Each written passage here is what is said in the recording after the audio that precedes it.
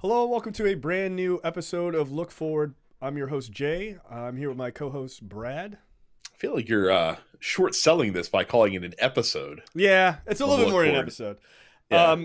All right, so this is the live election results coverage for the midterms 2022. We are going to be talking House races, Senate races, and governor's races. And then sort of like depending on how things go, we'll talk about some of the legislatures if those move hands or anything significant. But for the most part, we're staying on the federal level. There are obviously a ton of state races and ballot initiatives and things like that. As those pop up, like sort of the major ones, we'll talk about. Right now it's 8:15 as the crow flies, as they say, on the East Coast. So a lot of states have ended voting. They ended at 8 o'clock. We're in Maryland. But obviously the West Coast is going to end much later. I think 11 o'clock our time. So don't look for any sort of major things out of there. I'm sure they will call certain things super fast. But That's what I was going to say. Like we're actually doing you viewers a disservice by being part of the problem, because we need to get away from this like election night thing as a country. Because we need to get away from this mindset that like all the elections have to be figured out and done and decided in a day. Like there's going to be several elections that are not fully decided for several days because there's mail-in votes that have to be counted because Republicans don't like to count mail-in ballots early in a lot of states. Georgia's probably not going to be known even in a week, because I would be a little surprised if either candidate reached the 50% threshold, which is required in Georgia in the Senate race in order to outright win elections. So they're probably going to go to a runoff, I would imagine. Probably. So there's going to be a lot to come. California takes literally like 3 weeks to count all of their ballots, because I don't know if you guys know, a lot of fucking people live in California, so it takes a little bit of time. Right. So yeah, I really do wish that as a country we could just get past this whole election day, fucking event that right. We like to have, but we can't, so we're here. So a couple of things that I think are interesting. So right now, again, it's a little past 8 on the East Coast. They've already called the Maryland governor's race immediately. New York Times calling it for Westmore, first black Democrat or first black governor of Maryland, which is a big deal. Westmore is somewhat of a local celebrity here, former Marine, I believe. Like super activist, especially on issues of race and things like that. Big time activist in Baltimore specifically. So he has taken that. Look, this is a very super early call. There's like actually 0% reporting, but I think he was over 10 points ahead, like a week ago, right? This is inevitably Cox is going to lose that one, but that's good. Look. For new listeners, new viewers, I know people get very confused. We're liberal. So, like, you're just going to have to get over that. If you're looking for the fucking Fox News jerk-off fest, go somewhere else. Like the Fox News. Yeah, like the Fox News. I don't know, or OAN if you you really want to dig into the bullshit and not learn anything real. But, yeah, we're not election deniers. We're actual Democrats. So just understand that that's what's happening here. And this really just go kind of like, to me, like the Maryland governor race is very much like kind of a microcosm of Republicans right now in this country in a nutshell. So like they're coming off of 8 years of a Republican governor in a state that is like a hardcore Democratic state, like super blue, right? But we occasionally elect a Republican governor, especially if there's a weak Democratic candidate, which Anthony Brown was a weak candidate when he ran for governor against Larry Hogan 8 years ago. Yeah. And so Republicans, you'd think this, and you'd think, all right, well, they're going to nominate someone else who is, a little bit more moderate, a little bit closer to the center, not like a fucking, election denier, not like a Trump guy. Lunatic. And they instead nominate Dan Cox, who is all of those things, and expect him to somehow be competitive in, again, what is traditionally a blue state. Yeah, this was a real mistake on the Republican Party's part. I don't know why they thought this was going to work out, but you know what? I'm glad they did. That's great. Yeah, Look, me too. I didn't think when Westmore initially announced, I was like, oh, he's going to have trouble. And then I saw the Republican, I was like, oh, Westmore's going to win. Okay, got it. Like, that's cool. Can't wait to see what he does. So, look, it's that's a good, I mean, pickup, right? I hate to even use that term, but like this is a good win for Democrats to start out the evening. It's good for you and I personally. Yes. Now we can actually get more shit done in our state with our Democratic supermajority state legislature. Now we actually have a governor that'll sign the bills. Dude, when they filling out our ballots is ridiculous. It's like Democrat. Like it's completely controlled by Democrats. But like there are some interesting things, and we'll get back to those like ballot initiatives in Maryland specifically that are pretty fascinating, right? Or Baltimore City actually.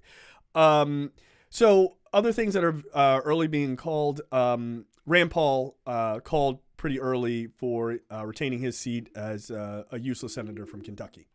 So best of luck to Kentucky for never getting anything done to help your state while your senator just twiddles his thumbs on some bullshit.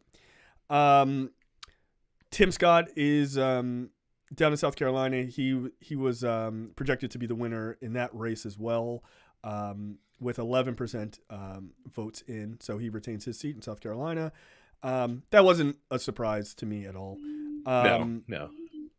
With less than 1% of the vote in Alabama, Katie Britt is going to pick up that seat. Then Oklahoma, these are all for the Senate, by the way. James Lankford is set to win that race again. He's the incumbent there. And in Florida, Marco Rubio is set to retain his seat over Val Demings, unfortunately, for us.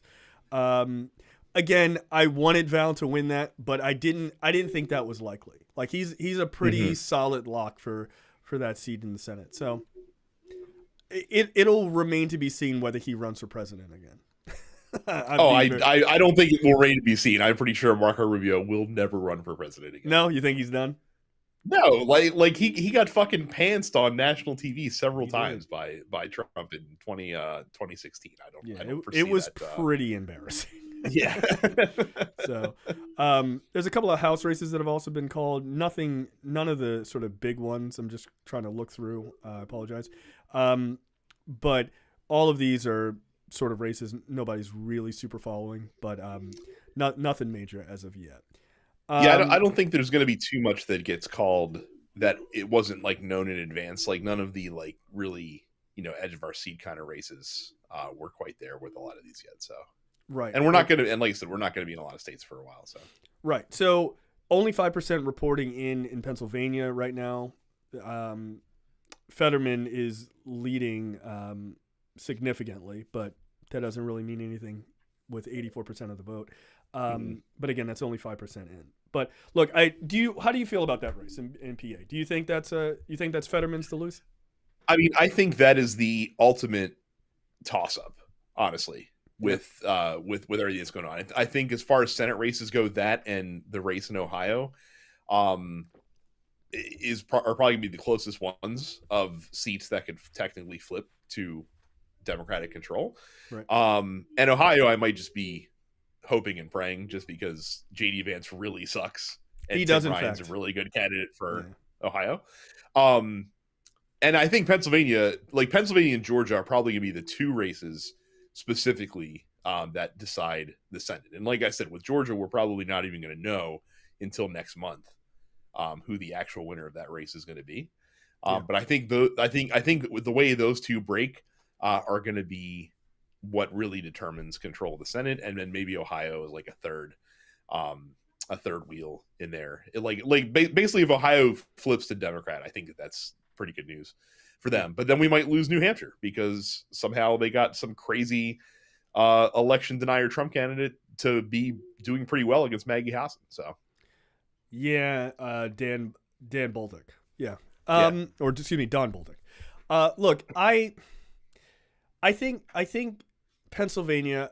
One, I think there is a very good chance that you get a lot of Shapiro, Fetterman votes. I think it's a lot. We talked about that after the Fetterman Oz debate, whether or not Oz was kind of positioning himself like, you don't have to vote for that psycho Mastriano, but you can still vote for me, right? Like Shapiro. He was very much trying to be that guy. Like I don't think he was like so. Like I know Trump was in Pennsylvania over the weekend with Oz. Was Mastriano at that event as well, or was it just Oz and a few other local? I don't think Mastriano was at that event because Mastriano's had a couple. I've seen a couple of his rallies.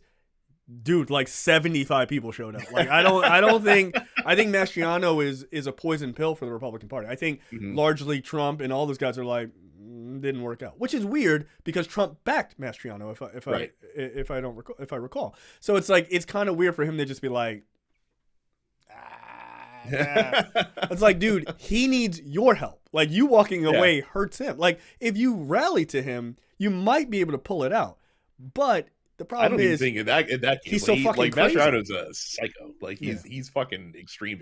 So I mean, the fact that he was at January 6th is like they were like, that's a great thing. I'm like, dude, that is hurting him like, significantly because people are just like, all right, like we can debate on whether it was like that violent or not, which I think is a silly debate. But like, you were there, like for real, like that feels beneath the office of governor. Like, I think that's how a lot of people would have taken that, who aren't just like, hey, January 6th was trying to perform a coup, right? Which is the obvious answer. I'm surprised when he went, he didn't wear his rebel cosplay that we know that he has. That's right.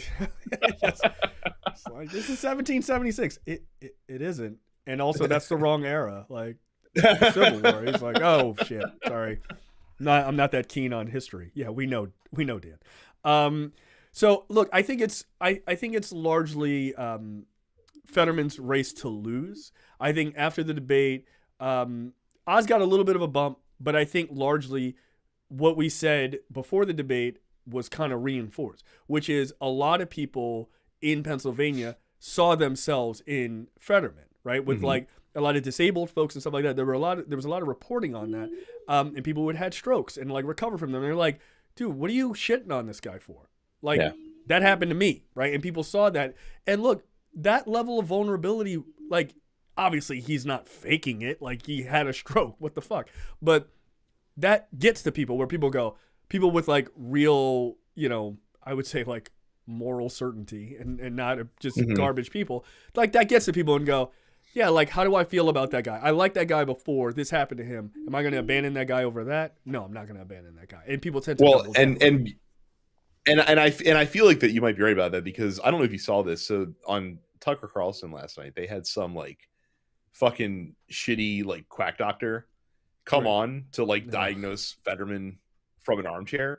And basically the dude was saying, yeah, people should vote for Oz because over the course of a Senate term, either he's going to have another stroke or he's just going to fucking die. John Fetterman is. So like, you don't want to vote for him.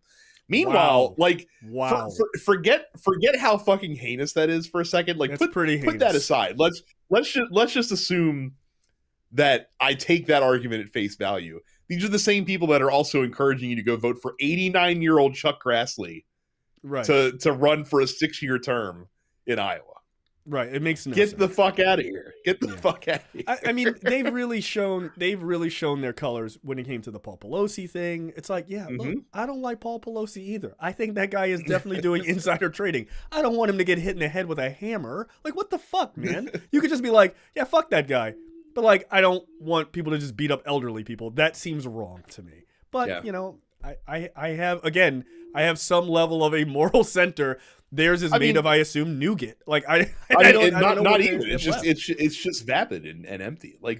Again, when you like look at that shit, it just from top down, like all of their standard bears from fucking Trump all the way on down, like Kari Lake's out here like fucking threatening the press and shit like that. And I saw that. Like that was wild. Oh, I'm gonna be your worst nightmare. You mean because you're a liar, or like I'm confused? What? Yeah. How? Oh, you're just gonna threaten us? Okay, cool. As I saw one of the comments, I bet this sounded better in the original German, which I thought was really good. Yeah, look, I'm not impressed. I'm not impressed by No. her bullshit. I'm not Let's impressed by any of these things. to paraphrase. They're not sending us our best. Their best are the Republican Party. No, they are not. Yeah. God knows. So yeah, look, I do think it's interesting. But look, I think like these other races that I'm super interested in, like this Blake Masters race. Blake Masters race for him. How ironic. I didn't even catch that. I was rolling my eyes at Blake Masters as a human being. Yeah, it's like one of Peter Thiel's fucking human experiments being sent out into the public. Him and JD Vance. He does look like a rejected Peter Thiel clone. Yeah. Like he was grown in a vat, and they're like, oh, like this one didn't come out right. But we can't run him for the Senate, though, can we? That would be inhumane. Yeah, just run it for the Senate. It's fine. We'll control it there. Get that thing the hell away from me. Yeah, no, Blake Masters does not seem to actually be anything more than a like you said, like a weird clone. Like there's nothing going on there, right? It's like, how do people not go, yeah, that guy's bullshit. Like I'm calling bullshit on that guy. But him, JD Vance, who also feels like an experiment, right? He's like, can we put someone who absolutely knows nothing, like who has no genuineness about them? Let's put them up against somebody like Tim Ryan, and let's just see what happens, guys. And like right now, Tim Ryan is taking this guy to the fucking cleaners in every debate. Will that translate tonight? I don't know. I hope so. I fucking really hope it does. Let's talk about turnout a little bit. Seems good.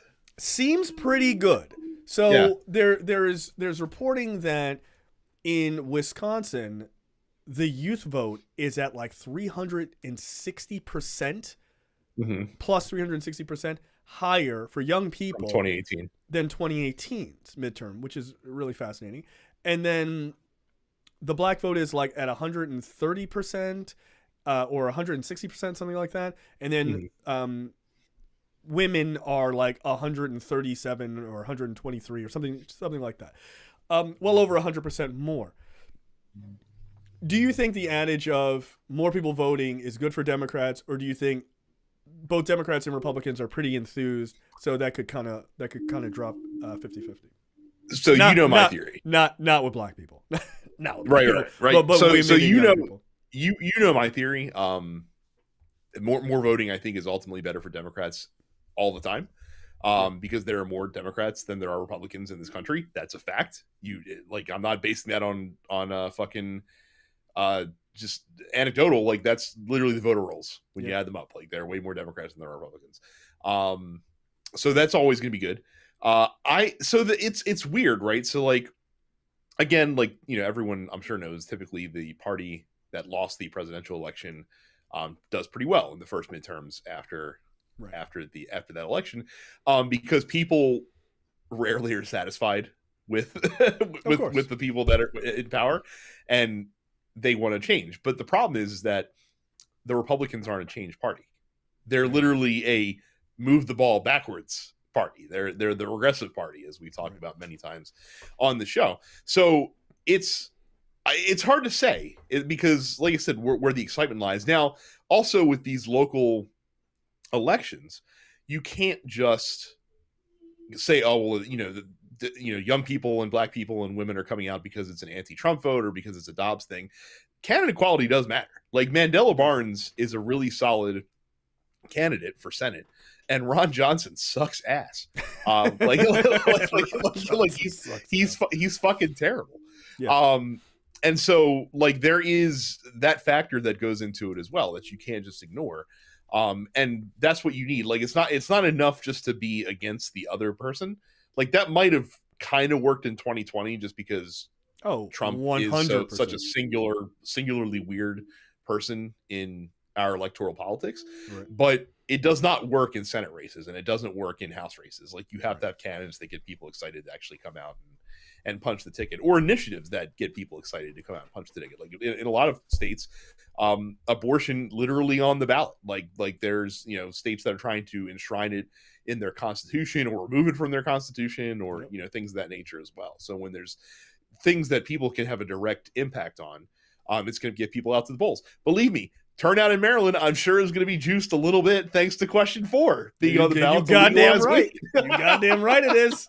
I was like, let's fucking go. Let's go. So question 4 for us is marijuana legalization. Look, just as a person who lives in Baltimore, and I have eyes and a nose, I would argue that there are a lot of people who enjoy weed. So look, this is a chance to get. Look, I have a medical card. Like, I think it's great. And I'm perfectly happy not to have to go through the rigmarole of getting one. See, yeah, Brad, you're the problem. That's right. But I think at the end of the day, that initiative, yes, weed, bro, it's awesome, whatever. But also stopping young black kids from getting arrested for weed. Why? Like, where I live is an area that is somewhat affluent, right? And I grew up near this area as well. I know for a fact the kids that live in this area who don't look like me had access and did way more drugs growing up than people who look like me. Like, so I'm like, none of those kids ever got busted. None of those kids ever had their lives ruined. But I know plenty of kids who do look like me, who got arrested, got busted, got, threatened and everything else. And, got into some shady shit not over hard drugs, over weed. Like, right. You know what I mean? It's not like, oh, they're selling coke or heroin. I'm talking about just trying to buy a dime bag of weed, right? So, yeah, I'm happy to see it's on the ballot. I tried to remind people as I walked by the park near my house, where there are a lot of local partakers in said things. I like to remind people when they're like, hey, what's up, man? I'm like, hey, that's cool that you're doing that. I don't really give a shit, but make sure you vote. Question 4, man. Like, look, it's a perfect get out the vote method. Like, you want to just do this shit and not have to worry about it? There you go. So, yeah, I mean, it's likely to pass. I can't imagine it doesn't. Like, that would be crazy.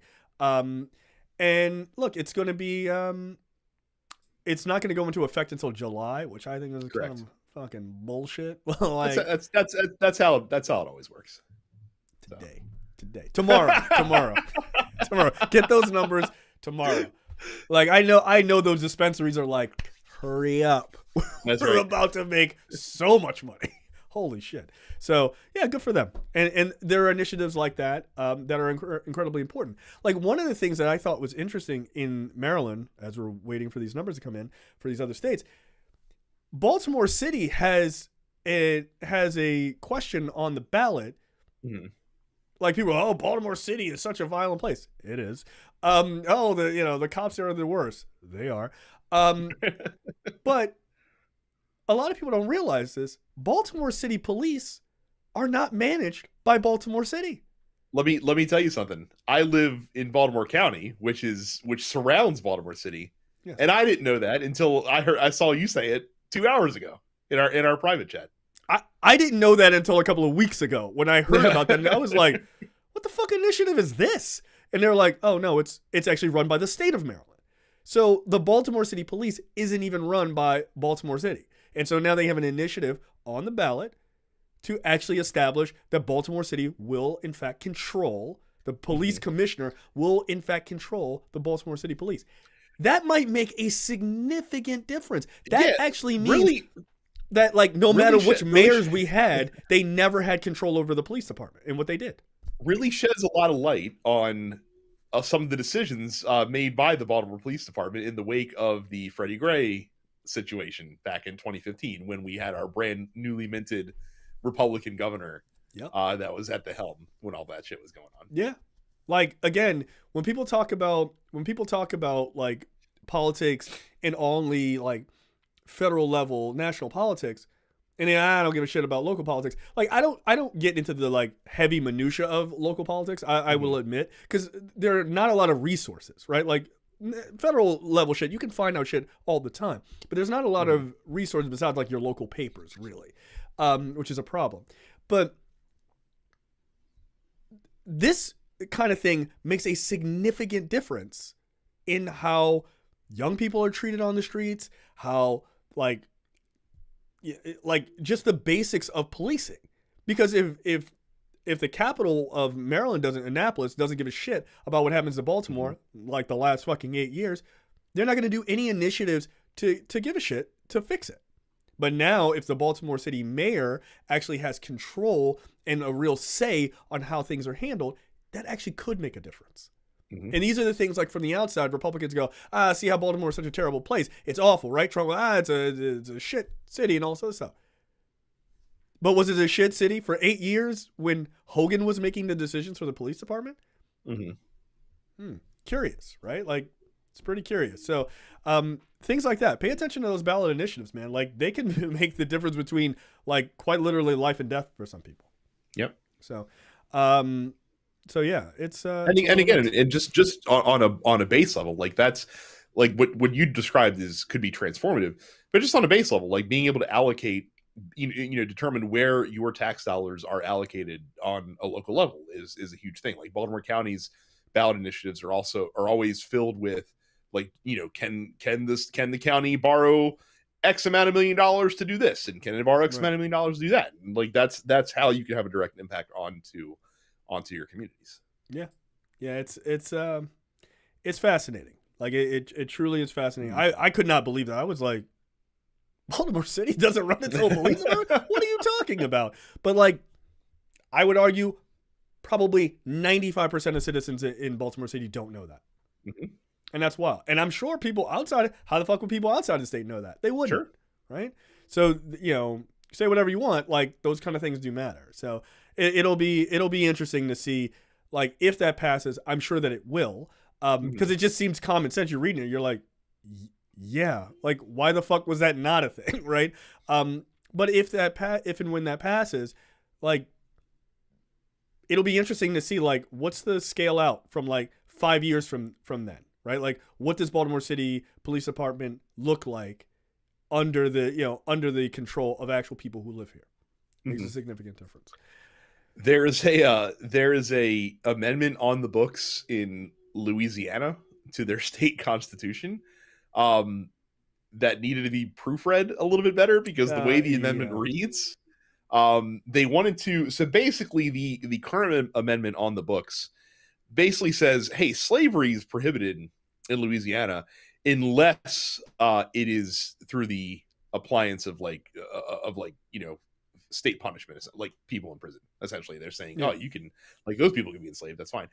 And which is insane, by the way. Which is insane. But they want to, like, I don't understand why they want to change the wording of it, but the way that they spelled it out, it's like slavery is prohibited when the laws of the state are being carried out, but otherwise it's totally fine. Like, just the way they have it worded. Yeah, it basically is like you're choosing slavery on either option. Like, right. I don't want. Is there an NA? I don't want this. Right. Yeah.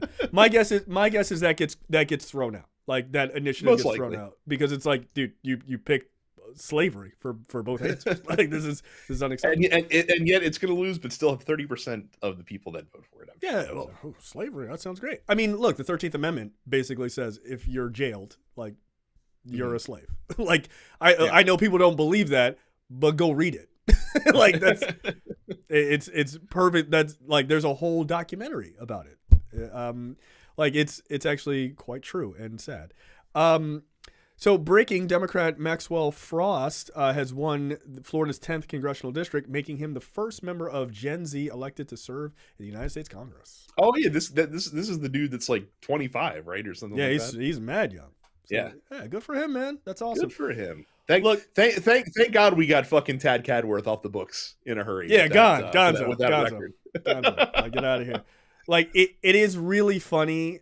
It's hilarious to me, like, that we booted that guy, but like, he's still been around, right? Like, he's still been around. Haven't heard much from him. Nothing. You've heard nothing from him. It's weird. I saw an article. They were like, oh, this is what your boy's been up to. I'm like, He's still there.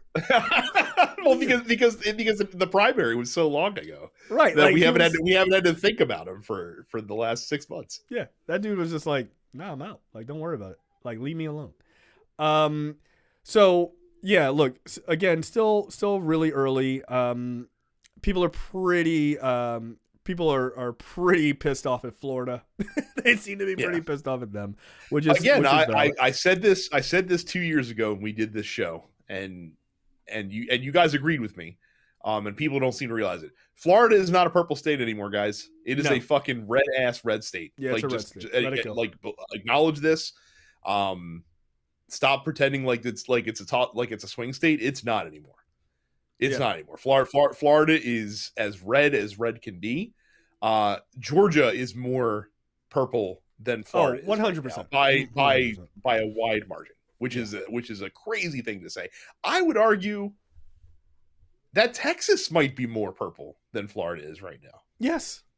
No, that undoubtedly. And if there wasn't insane gerrymandering in Texas, it'd be a lot more purple. It'd be going a couple shades of blue, just a couple flecks, right, at your local Fat Burger, like just a couple shades. Yeah, like, but it's gerrymandered to shit. Like, they do bullshit like they do in whatever county Houston's in, where it's like one drop box. In all of that county, there's like 2 million people who live there. They're like, no, you only need one drop box. I'm like, there's like 5 in my neighborhood. like, what are you talking about? So yeah, I think that would be it would be significant if they didn't fucking cheat. DC's mayor Muriel Bowser becomes the first DC mayor elected to her 3rd term. Yeah, I'm about to say, is it like they don't have term limits in DC? I guess you stay there forever. Huh. So yeah, she's trying to hang on until she could be governor of DC. The governor. Do it. Let's fucking go. Let's fucking go. So she's the only one to do it since Marion Barry did it, and that guy sold crack.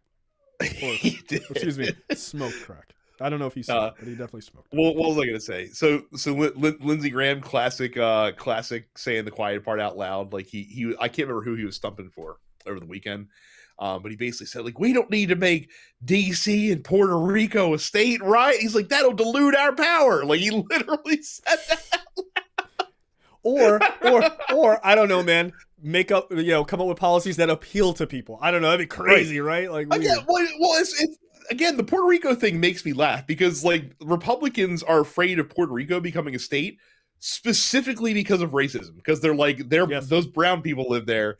We don't want them. They have a Republican governor in Puerto Rico. Like, it's not just like a Democratic stronghold. No, you could easily win races there if you just fucking make policies that appeal to people. No, but like the second, here's the thing, like it's the schism, Brad. They need it. They need it. The schism. They have to have it. They gotta have it. They we're gonna let Puerto Rico in. Let's start the racism up, and then once that happens. So, are they brown? Vote them down. We're not trying to fucking do this. We're with you. Fuck those guys. I don't care. Okay, throw them just throw them rolls of brawny from like a catapult from Miami. Right. We don't have just fucking launch them into there. Right. We don't have any time to listen to their your problems. Oh, welcome to America, asshole. Fuck you. Like, they don't care. Like, but they're already a part of America. It's just in a shitty sort of colonial. Like, bullshit. Yeah. Not really trying to hear that. You're doing a lot of this. I need you to do a lot of this. Yeah, Republicans don't give a shit. That's why they don't want Guam either. They don't want Guam either. Right? I know. Well, Guam, you can make the argument for just because the population levels are so low. Like you know what I mean? Like, not enough people live in Guam that I could see the argument being made. How many people live in Rhode Island, Brad? Well, again, Jay, we have talked many times about the fucking what's the contraction plan that I have for this country, and Rhode Island immediately gets merged into Massachusetts. Like, you know this. I'm just looking up. Okay, there's a million people who live in Rhode Island. I find that immediately suspect. It's I think it's more people than live in Alaska, is it not? Oh yeah, definitely. Because I think in Alaska it's only like 600,000. But again, we have talked about this on the show before. My tried and true, too radical, so it'll never happen. But again, we only need 30 states. We only need 30 states. Let's start smashing some of these Yeah, fucking you states can together. consolidate a number of them. Look, here's my radical idea. We could just divide all of this into like 4 or 5 countries. How about that? That would also be fine. That would also be fine. Yeah. Florida gets to be one country by itself, or not Florida. Yes, Florida, but California gets to be one country by itself. California, Texas, those are 2 different countries. That's fine. Yeah. Mid-Atlantic, like that's a country. Jesusville, that's down there. I was say, and then all the Midwest. Can we please link Maryland up with the rest of the fucking? Oh no, we're going north, baby. We're going north. Okay, good. No. we're a southern state only by pure definition, not by culture. Like not by geography culture. Only. Yeah, no, I don't think so. So, yeah. Again, still waiting on a bunch of things to get called here. So it's just kind of like a few low races. Or sort of smaller races. Only 8% reporting in PA. I think that's that and PA and Arizona. I guess people are really. I really don't want to even hear about fucking Arizona with that psycho. I'm gonna be. I just get the feeling, and I have nothing to support this, but my gut. I just get the feeling that I'm gonna really pissed at Arizona by the time this is all said and done. You think so? Oh, you think they go Blake Masters over Mark Kelly? I don't think so. It's going to break one way or the other. I don't think you're going to see a split ticket there. I think either both Republicans win or both Democrats win, and I feel like that both Republicans have a slight edge because I don't think that I don't know that Mark Kelly is strong enough to carry Katie Hobbs over the line, and I don't think Katie Hobbs is carrying herself over the line, which is insane because again, Carrie Lake is literally one of the creepiest people I've ever seen in my entire life. I called her a creep show to you and Andy. Yeah, no, you were earlier in the chat today. You were 100% correct. Now, here's the thing with Carrie Lake. If Carrie Lake wins, and I hate to say this, but I think she probably will, Carrie Lake is going to get run out on a rail within 4 years. You think so? Yes, 100%. She will be involved in a major scandal because she is a nutcase. I guarantee you, she will have done some underhanded, shady shit, and she is gone within 4 years.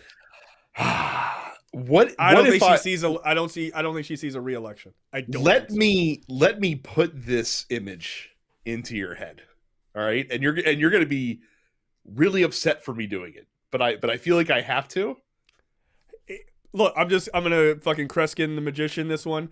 Yeah. I think I already know what you're gonna say. I'm gonna write it down. I'm gonna write it down. Okay. This is good. I should have just wrote this. Okay, because it's got to be big so you can see it. Go ahead. Yeah. Say your thing. So what if Carrie Lake becomes Sarah Palin 2.0? Oh, and what do you mean by that? What if she spends 2 years as governor and then runs with Trump as his VP on the presidential ticket in 2024? You can't see this, but it says Carrie Lake VP on it. That's what it says. Yeah, a lot of people have speculated that. I don't think that's incorrect. I think she sounds like Trump. Mm-hmm. She's a sycophant to him. Look, and she seems to have that same like aspiration for more kind of shit. Yes. Now here's the thing. Yeah. Here's the thing. It's gonna be it's gonna be a woman.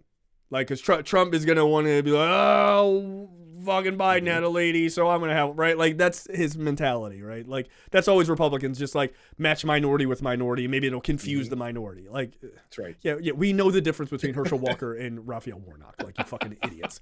But it's either Carrie Lake or Nikki Haley, which I don't see because I think he's pretty much like, oh, she's a loser. Right. Or it's Marjorie Taylor Greene. Now here's the thing, and this is not me saying this. This is me examining the realities of the situation. If it's out of those two, he picks Carrie Lake because Carrie Lake is better looking. That's it.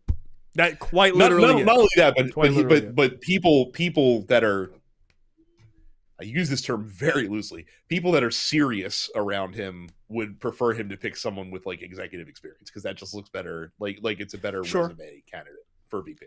Also, Marjorie Taylor Greene is like a known joke at this point, right? Like she is. I mean, I would argue that Kari Lake is a joke in many ways as well, but not as known of a joke, right? Like correct. Like Kari Lake hasn't been removed from having any level of political power in her position, where she just goes now on TV and just says wild shit. So yeah. I think if he has to pick out of the two of them, I think he goes with Lake. But I don't think, however it works, I don't think Kari Lake sees 4 years in that position. I don't think so. Yeah. I don't think so. I think your point, and obviously I agree, I've wrote it down, is I think your point is a solid one. I've seen people speculate on that, and I don't think it's a terrible I think it's a terrible choice. I don't think it's a terrible guess that that's what he would do. Again, as I've said before, I think that him picking someone as extreme as him would not help him in the general election. No, I don't think so at all. I think Mike Pence being there was hugely helpful for getting run-of-the-mill Republicans on board with that ticket. So I think you have to have like that moderating presence, not moderate from a politics standpoint, moderate from like a sanity standpoint. Yeah, that on the ticket with you. So it'll be interesting. I don't know, man. Like Kari Lake as the VP there. Oof, yikes. That is fucking terrifying, and that is not a ticket to take lightly. Like Trump is already crazy, but he's also 1,000 years old, right? Like, do you really want that woman to be the president? I'm gonna make your lives a living hell. Like, no, thank you. Once she's in there, I can see her like fucking trying to knife him or some shit. Like she seems like the type. She's like, could you walk down these stairs in front of me? Oh no. Well, in Trump's case, it would just be just a gradient. He's like, whoa. Oh, well, again, like you say, he's petrified of stairs, so you know. Yeah, well. I won't go down any stairs. I need an elevator. If there's no elevator, then I'm just staying up here until someone brings like a window cleaning lift outside that I can ride down on. Yeah, he's probably terrified of stairs because his daddy never walked up them to kiss him goodnight because his parents hated him. Because he's from a horrible family.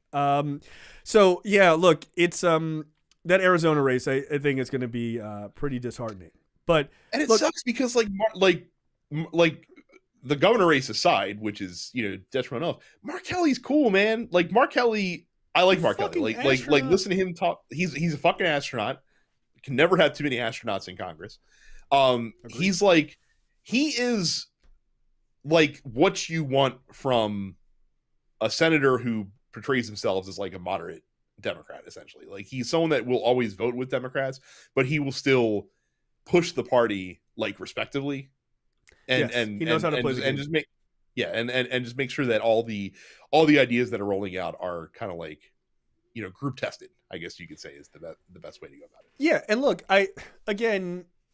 Kelly and like folks in his sort of ilk, those are the kind of Democrats that you want, right? Like you do need firebrands, right? You need firebrands who'll come out and be like, we need to be pushing on X, right? Like you need your AOCs and those kind. You need those type. But where they fuck up is sometimes they mistake their position for like doing internal challenges like in the public. Like, I'm not saying you don't challenge other Democrats. You should absolutely do that. But this is also a team sport. And when it looks like your team is not together, the other side can use those as wedge issues, right? And they go, oh, I see where Biden is and I see where AOC is. Why don't we fucking play somewhere in the middle to fucking aggravate those tensions, right? Because the Democratic Party is still as tenuous as it's ever been after that 2016 election. It's still fragile. It's still super fragile. And every time something comes up where they negotiate in public, like viciously in public, it brings all that shit right back up to the surface. It's like, you got to stop doing that. And you got to realize, like, yeah, your position right now as House members in the squad is to, like, find those edge issues and run at them, right? Because you're pushing the party quite literally forward, and that's a good position to play. But then you got to come back and be like, hey, Nancy, like, you guys aren't pushing hard enough. But you don't do that. You don't send out a formal thing to the press over it. You go fucking talk to them. And also, Nancy and those guys also have to be receptive to that. And they've largely not to hang it all in the squad. Like I would also I'm just using them as an example on like Gottheimer and the ironically named Problem Solvers Caucus that you have on the moderate side of the Democratic Party. Yeah, okay, guys.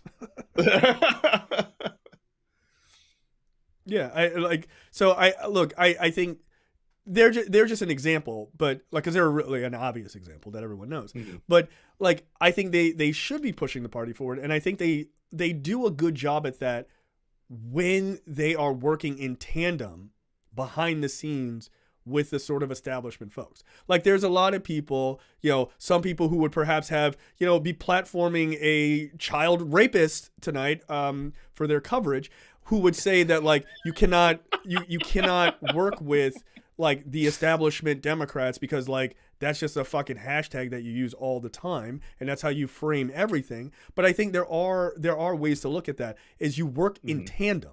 Like, you don't, neither side of that equation works well alone. You can't have a party that's like, we're always moving forward, we're never thinking about anything, just go forward. That fails, because people go, but what about all these other things? And you're like, oh, sorry, I was too busy moving forward, right? But then you can't also be like, we're going to be like a fucking sloth and slowly moving on every issue, and it takes 30 years for us to move on stuff. You can't run like that either, because people just look at it as like, there's a party doing nothing and there's a party doing a little bit more than nothing. So fuck them. They're the same thing, right? So you have to have both, but you got to work together, not in the public fucking eye. Don't negotiate with yourselves in public. Talk amongst yourselves behind the scenes, then come out with all right, you run ahead on Medicare for all. And guess what we're going to do? We're going to not fully back you, but we're going to back all of these other things so that people will go, "Oh, let's okay, we can't get Medicare for all, but let's back all of these other things together." Like, if they don't feel as comfortable. That's how you then slowly move people forward. So, yeah. Couple additional calls for you, because now that more polls have closed, because it is just past 9:00 here on the East Coast. Chuck Schumer projected to win in New York in the Senate. John Thune hanging on to his seat in South Dakota. Peter Welch, I think they have this called now. He's running for Pat Leahy's seat in Vermont, and so they have this called for him. He's a Democrat running for Senate in Vermont. So finally, Bernard Sanders gets to be the senior senator from the great state of Vermont. Yes, someone who's at the right young age of 82, or he's like, I finally did it. Yeah, there's no money in unity. Yeah, that's a good point, JB. It's but like here's the thing. There's no real money in the left anyway, right? You're doing it because you're trying to help people. The right's like, oh, there's money over here. Like, there's plenty of money in unity on the right, right? You get in lockstep with fucking, I don't know, Philip Morris or whatever. Like, it's quite easy. So yeah, Georgia is 52% reporting. I guess somebody is commenting. Marcus is commenting about why it's close between Herschel Walker and Raphael Warnock. Pretty sure they don't count. They don't count mail-ins until after they count all of the people who voted today. So not only that, but Fulton County also comes in later, just because of the amount of people and votes that they have to sift through, and that's Atlanta, who figures to go heavily for Warnock. So, Georgia's one of those ones, because, like I said, that's one of those states where, Fulton, to look at it, you're like, super Republican, but no, because the pockets that are blue are like super highly populous. Yeah, so. It's where everyone actually lives, right? Yeah. So in Fulton County, it's 65% reporting, with Raphael Warnock with 75% of the vote there. So he is doing quite well. And spoiler alert, black people aren't so susceptible to the, hey, they're both minorities, I don't know which one to vote for, that guy's got a football. We're not idiots. I know Republicans think we are, but it turns out we're actually not. We're not the ones who fall for a football coach. Okay, that's not us. That's you guys. That's true. Tommy Tuberville, I like that guy. Like, all right, like, best of luck. Oh, it turns out he's an idiot. He won Auburn 2 national championships. That's why he should be my senator. I'm like, I don't really think that qualifies him. But that's doesn't seem necessary. If you say so, those don't seem like transferable skills. Like, yeah, right. like okay, guys, stop voting for celebrities. It's stupid. Yeah, so, shocking news. Like you said, John Thune hangs on to his seat with 0% reporting. I swear that guy again, one Dakota, baby. We only need one. You don't need two. Yeah, look, I'm hoping for a red mirage as well. Look, nothing crazy has happened yet, right? It's 9:00. Nothing crazy has happened. I think the real telltale signs are going to be what happens in Pennsylvania, what happens in Arizona. Those will be the real, in Georgia, obviously. Those will be those will be the big ones. But there were not to be the bearer of bad news. So there were like a couple bellwether races that people called out. Now, I say this with the prefacing that Virginia is weird sometimes and doesn't really play by the rules all the time, but it looks like both Elaine Laurier and Abigail Spanberger are going to have difficulty hanging on to their seat. Spanberger's district is 99% reported, and she's losing by about 3 points to her Republican challenger, and Elaine Laurier 79%, and she's down about 10 points to her Republican challenger. So that's not ideal. No, but it's not. Yeah. So we'll see.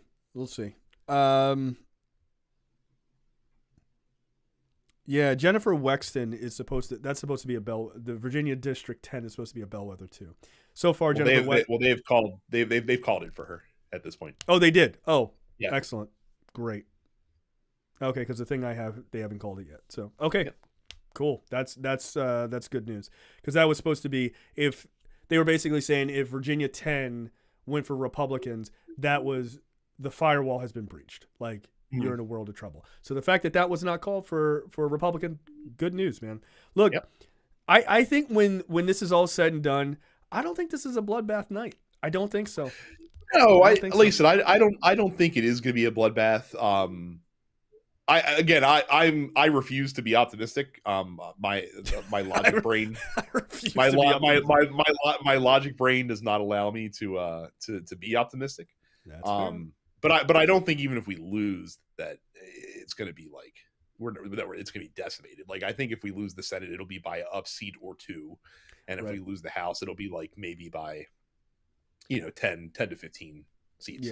Yeah. I don't think you're seing a 60 seat pickup tonight. No, God no, Lord no, not in this economy. Get the fuck out of here. I just don't I don't see that. So wait, what sounds like copium, John? What are you referring to? Are you referring to us? Because we're just reading the map. Like, this is just what's actually happening. So I don't really know what you're talking about. But sure, use your internet words if that makes you feel better. Because it's always good to just use meme phrases when you're talking about actual facts. That's your whole party. Anyway, so yeah, look, right now Democrats have 41 seats, Republicans have 40 in the House. We're waiting on these other ones. Competitive races, Democrats are plus 39 in Pennsylvania, New Hampshire plus 22, Georgia plus 5, Ohio plus 4, North Carolina Republicans are plus 0.41. So not a lot going on there. But yeah, like it seems I guess it's not called yet, but Ted Budd is a little bit in the lead over Sherry Beasley in North Carolina's that race. Yeah, and again, the tough part with calling this stuff early is that we hear, because we're not actively like watching a stream with people that are actually connected into this shit. don't know what areas still need to report, because like North Carolina, for example, like if they're still waiting on like Charlotte, Greensboro, and stuff like that, then that's pretty good for Beasley. But if it's the more rural areas, so the New York Times, it breaks it down by county too. oh, you have there, okay. Yeah, so Mecklenburg County is where Charlotte is. It's only 54% in. Okay. Greensboro is only 54% in. That's in Guilford County.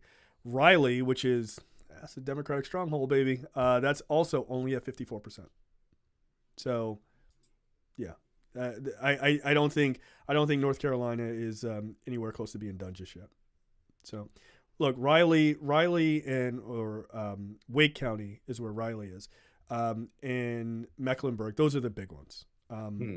Also Fayetteville, which is in Cumberland County, also another Democratic stronghold. It's only 61% in. So there's not a lot of the big spots in North Carolina finished, and even where it is at 54%, she's still leading, by like somewhere in the realm of like 10 points. So still early, still very early.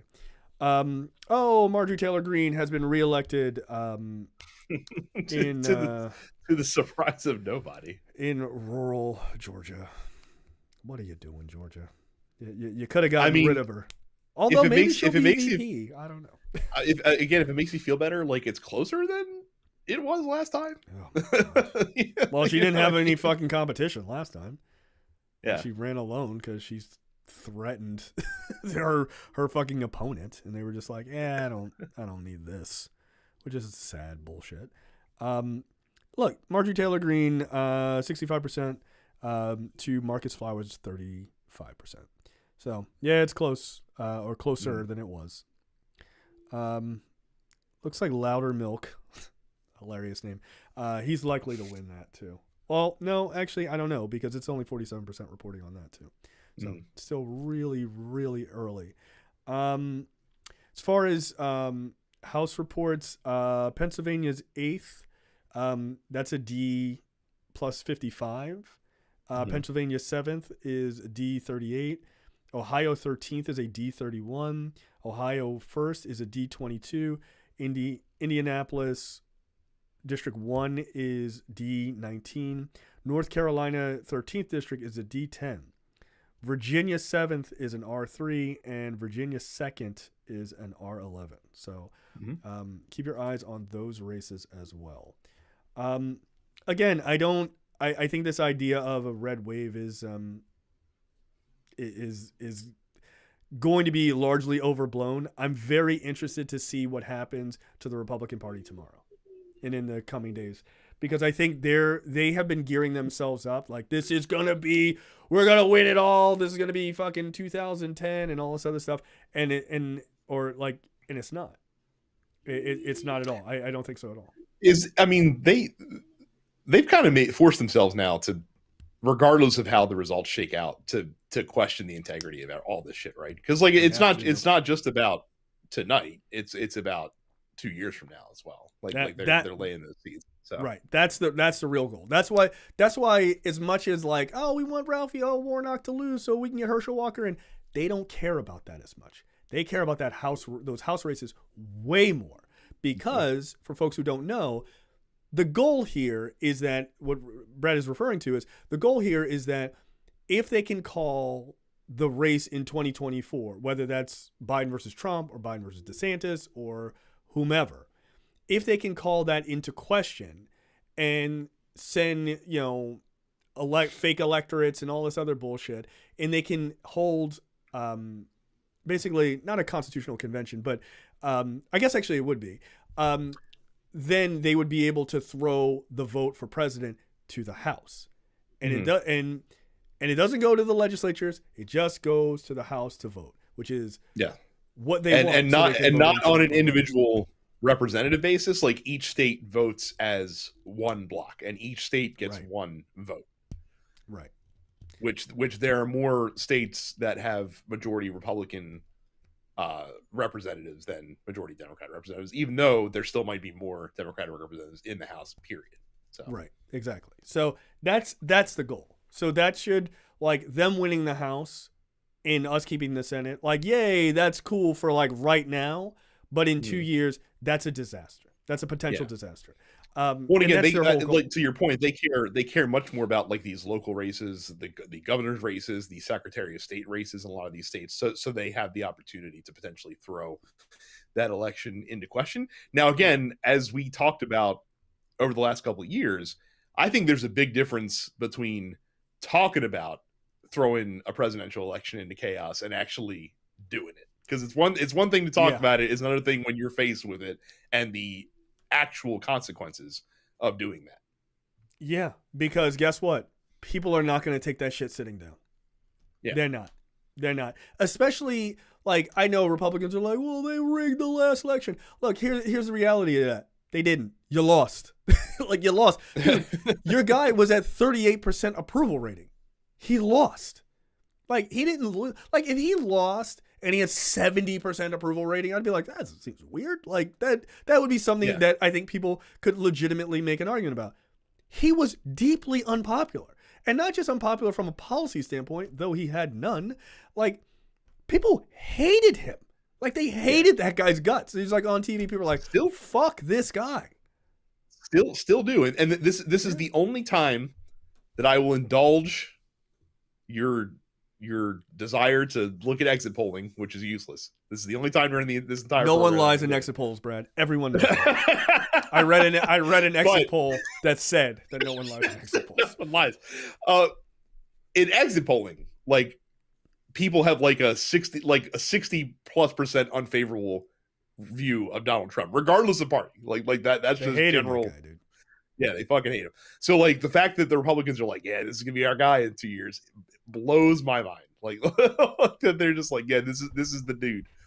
But again, that's what happens when you acquiesce the levers of power in your party to a psycho. Yeah, and they can't get them back. To a narcissist. Yeah, and they can't get them back. I saw today, Marjorie Taylor Greene was like, hey, Ron DeSantis, like a public statement. Hey, Ron DeSantis, don't run. We need Trump in 2 years. What? It's like, dude, like, it's crazy. But ironically, like as shitty of a candidate as DeSantis is, and he will be, he should run in 2024. His star, I think he absolutely will never be brighter than it is right now. No, it never will be. I'm sorry. I have to respond to this question. You think people vote out of pettiness more than policies nowadays? Yes. What? Dude, people don't vote on policies almost ever. Like, are you serious? They should. People should read about policies. If they only voted on policies, Democrats would win every race. Like, they don't. What do you think MAGA was? It's a bunch of white male grievance. That's all pettiness. Do I think a lot of people were like, I fucking hate Trump, so I'm going to vote for Joe Biden? 100%. 100%. Yes. Yeah, there's not just one party does that. Both parties do that. Ain't nobody's above that shit. Look, I don't vote for Trump because of his policies, and I hate him. You can do both. Like, but do I think a lot of people vote out of pettiness? 100%. 100%. I wish they didn't. I wish they voted on policy. But no, I absolutely think they vote out of pettiness. But that's not all people. But I think a lot of people have no idea what these guys stand for. No idea. You think Kerry Lake would be winning if they did?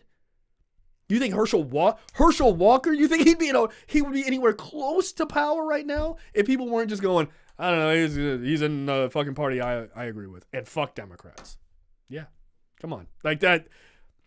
I don't know what, like, I don't know if you're asking that question sarcastically or not, but like, I feel like I'm the guy in what was that fucking show with what was it with Jeff Daniels where he has like the beginning, the newsroom, was it Newsroom? Oh yeah. Yeah, and he goes, I don't know what the fuck you're talking about. Like, at the end, like, I don't. Of course they do, man. Like, come on. Like, people, I wish people did. I wish people were policy driven. They're not. Like, if they were policy driven, Wes Moore would have won this race by 100 points. Like, it wouldn't even be close. It would be interesting, and again, this could never happen, but it would be interesting, like, if you almost exactly, Mike. They have no platform. Exactly. Yeah. If you had like an anonymous ballot where like you didn't know the name, you didn't know the the party affiliation of who you're voting for, but you just had kind of like a list of things that they were for and how that would go. Oh, so. I think Democrats would crush them.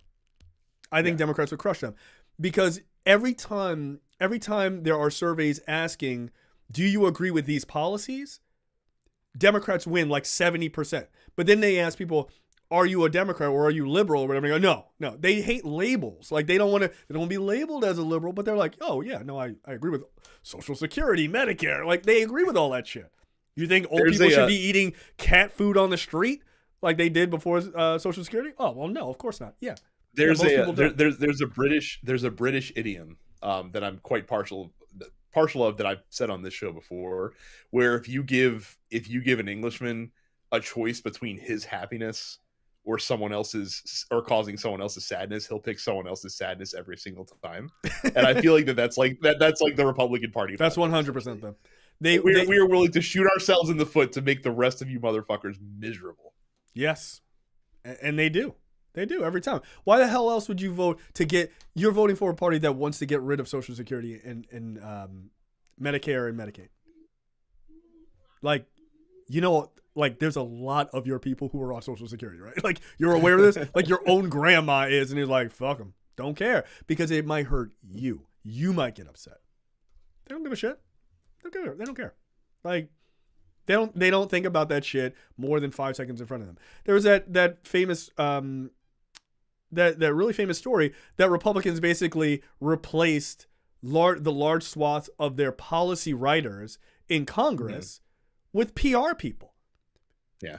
They don't give a shit about policy. They care about tapping into what JB was talking about, or excuse me, what John was talking about, which is pettiness. How do we get people fucking ginned up and get angry over some petty bullshit? What do you think all this electioneering nonsense is? Oh, the election is fake. It's all fake. It's fake, right? They're throwing all that shit out to get people to vote based on pettiness. Well, they're not going to screw me. I'm going to screw them. That's all it is. Ain't no policies. Get the fuck out of here. Policies. You talking policies? Like, get out of here. Policies. That's one of the best quotes of all time, man. He gave Alvin Iverson a hard-ass time for that. Nah, it was one of the greatest moments ever. I was invoking the Jim Mora, the playoffs, like that. Oh, is that another one? Yeah. Ron DeSantis wins in Florida. I don't think anybody should be particularly surprised by that. No, I would dare say not. Yeah. So, okay, Trump says that he's going to release embarrassing personal information if Ron DeSantis runs for president. I saw that. Look, I'm telling you, whatever happens tonight, know this. It is open fucking war between Donald Trump and Ron DeSantis come tomorrow. Yeah. It's open war, man. And it's going to be awesome because they are going to knife each other continuously. He was shit talking him in a stump speech a couple of days ago, and that got like widely circulated. And like the report came in from like DeSantis's people that were like commenting to reporters on background. Like I just can't believe that he was fucking knifing DeSantis like that. Like I can't believe he would do such a thing. I'm like, you guys had your eyes and ears closed for the last 7 years. Yo, really? He hates Ron DeSantis. He can't wait.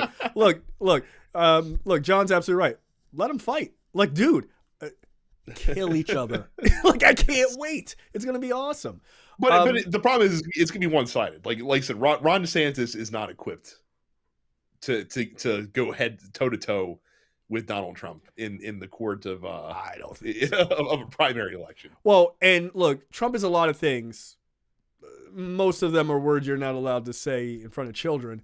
But he's a lot of things. But he does have charisma. It's like a shitty, douchey charisma, but it is charisma. Ron DeSantis is like a wet blanket. He sucks, man. He is not charismatic at all. Donald Trump is going to wear his ass out on that stage. It's going to be hilarious. And he doesn't have any rules either, so he don't give a fuck. Well, and DeSantis is in a weird no-win situation because I said earlier that like he has to run in 2024 because his star is very bright right now, and by the time he gets to 2028, he'll be termed out and he'll have a little bit of a lull period where he's not really in the limelight doing too much unless he really like starts hitting the pavement hard.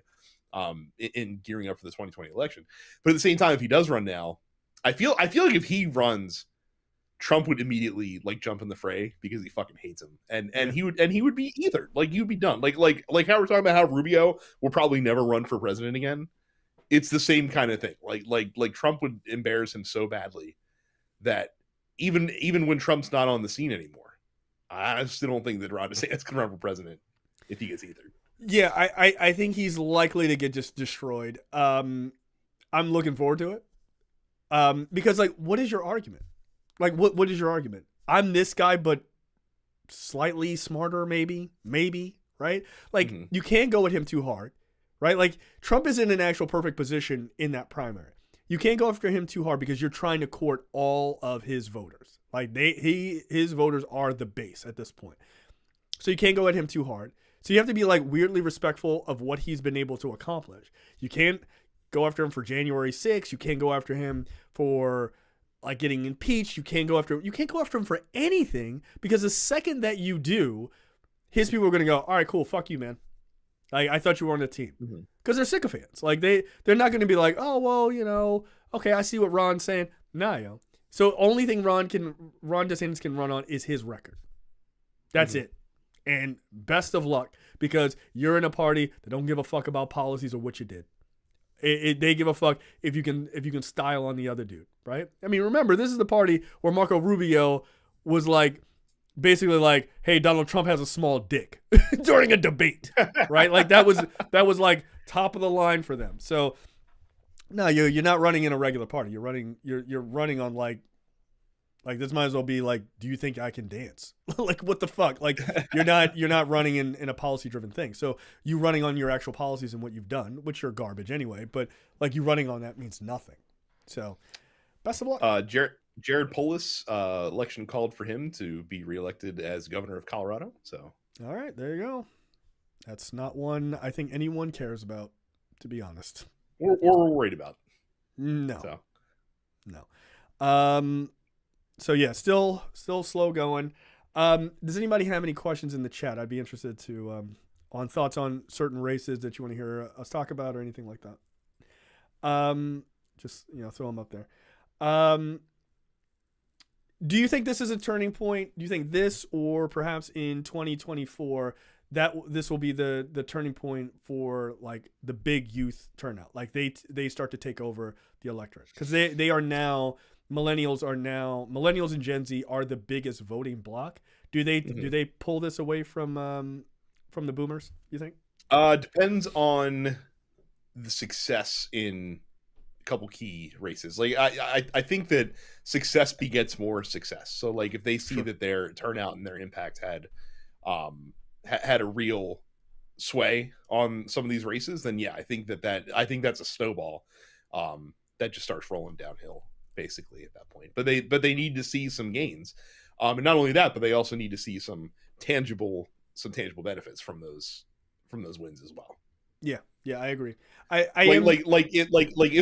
the Democrats somehow hang on to both houses of Congress, if through some miracle that's what happens, you better fucking pass abortion protection as a law. You better the second you can. Yeah. That's the kind of shit. Like, you better fucking pass. You better lock down student debt relief, which states are trying to fight somehow, even though I don't think they have standing to actually do that. But I guess we'll fucking see. We'll have the courts figure it out. You got to fucking pass these things that we've been talking about. Oh, if you just give us 2 more votes, if you just give us these votes, we can lock some of this stuff down. So yeah. I don't. Yeah, I look. I think you could get young people. I think you get young people pretty amped up to come out. I don't know if it'll be this race. I think it'll definitely be 2024 though, and I'll tell you why. Because I think there's one thing that's going to happen before 2024 that is going to ignite the shit out of our generation and theirs. They're going to kill gay marriage, and when they do. That is like generationally, like every generation has that one sort of legislative fight that they have fought for a long time to accomplish, and it is a thing that they hold in great pride. Our generation, Gen X, that was our big pride moment, which was getting gay marriage or marriage equality across the line and finally winning that. You take that, you're gonna piss a lot of people off, and you're gonna piss off millennials because they grew up in a world where that always seemed possible. Like that was like, yeah, like dude, that's coming around the bend like any day now. We were just like, is it? We kept fighting. Is it? Is it? Is it? And we got it. And I think they're going to see it because they're more open than we are. They young people are always going to be more open than the generation before them, and I love them for that. I think that they're going to flip the fuck out over that. Like, I think abortion was a huge thing for them. They're like, oh shit, like, because I think that's driving a lot of this. They're like, oh shit, these old fucks are trying to screw with our lives going forward. Marriage equality is going to hit home even larger for them. Even larger for them. And if Republicans do it, and I think they will, because this is their chance, right? I don't see I like how you say Republicans when really it's just the Supreme Court, which by definition is Republicans. I mean, come on, Brad. Like, you know, you 6 on one and half a dozen on the other, right? But I think when they do that, I think that's going to be the moment that young people are going to be like, all right, cool. Like, we're done playing games. Like, we see like a real world thing that affects us quite deeply. And because look, they're more open than we are when it comes to equalities and things like this. There's more gay folks in that generation who are more open, right? Not that there are more percentage of gay folks who are younger versus older. There isn't. There probably isn't, right? It's probably right around the same percentage. But there are more young people who are open and they are living their lives. The second you take that from them, they're going to flip the fuck out. That could be the moment that pushes the scales where boomers are no longer in the majority there. And I think that's awesome. I don't want that to be the reason, but them getting ignited, I think is good.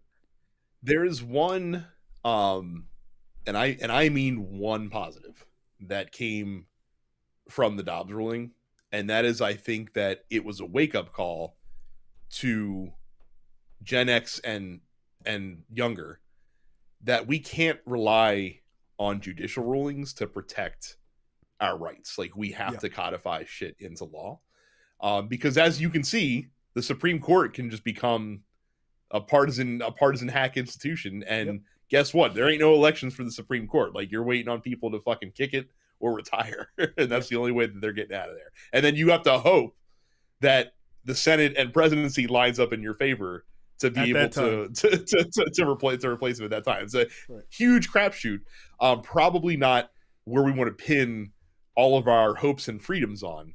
Something that can be so easily undone if you have a activist judiciary, as we currently do in the federal system. So that is the one silver lining with Dobbs. It would be the one silver lining if they overturn Obergefell. Same reason we'd say, hey, we can't just leave this up to the courts anymore. We have to fucking pass a law. And you're right. I think that could definitely energize folks for sure. Yeah. So Texas has called, or it's been called, the governor's race there. Abbott retains his seat. I still have it as too early. Who called it that you have? People in the chat are saying, are you guys lying? MSNBC says too early to call, though Abbott has a pretty firm lead right now with 54% of the vote in. Okay. So here's the thing. Let's talk about Texas a little bit. Texas is 100% a purple state. It is. Yeah. It is just gerrymandered to shit because of Republicans, right? This is not a this is an obvious thing. You could tell that because if they were not scared, they wouldn't have to do shit like putting one drop box in the entire state, or excuse me, in the entire district that Houston is in, right? Which is like 2 million people live there. It's fucking bonkers. Republicans are terrified of that because if they lose Texas, that's it. The game is over. Like, the game is fucking done, right? It is absolutely done. So Abbott retains his seat. He beats Beto. I'm not shocked by that. I don't think Beto had a very good chance of winning. I wanted Beto to win. I'm certainly not going to pretend I didn't. But I didn't think he was going to win for one simple fact. He came out and was like, hey man, I don't think people should have as many guns. And I was like, in Texas, best of luck. Like, best of luck. Well, and Harris County, and Anthony also asked about like Charles Booker, who lost to Rand Paul today, in their race as well, or they called it at least for Rand Paul. Yeah. I think Beto and Booker are both guys that do have potentially like ways that they can help shape the Democratic Party, but they're not going to be able to do it in the statewide races in these states that it's very difficult to fight uphill against Republican leadership. I think that they need to do like the Jamie Harrison route and help get into like party leadership to help steer the direction of the party going forward. Because I think that is a great spot for Beto O'Rourke, because Beto O'Rourke is the type of guy that you want kind of like out there as like a spokesperson for the Democratic Party and like helping, find candidates that can help sway that around the country. He's just not going to win a statewide race in Texas. Like he's had 3 cracks at it now, and it's just not going to happen. So no, and look, I don't think that says anything negative about Beto. No, as I mean, again, we're talking about a state that you and I just talked about last week. How they're like, yeah, like people can absolutely carry guns around without a permit and anything. This is great, and all of a sudden, gun crimes and gun violence is way up in Texas, and they're like, how could this be happening? I just don't understand. Like, I bet the Democrats did something, didn't they? Like, no, dude, it's the guns. It's giving guns away for fucking free, basically. You get a gun with every fucking piece of gum you buy at the grocery store. Here you go. Best of luck. Try not to shoot anybody. So yeah, look, Beto losing. I think you're right. I think I don't want to say backbencher, but like you said, sort of any administrative roles in, sort of inside the Democratic Party, get him out of trying to run these statewide races. I think it's probably the better move for him. And it's like, if he was somewhere like New Mexico or something like that, he'd be governor in a second. He wouldn't have he wouldn't have, in a blue state, Beto would have no trouble. None. Zero trouble. If he wanted to be a senator from a purple state, like he probably wouldn't have had any trouble there either. But it's Texas. And Texas, as far as, being reasonable, it's not.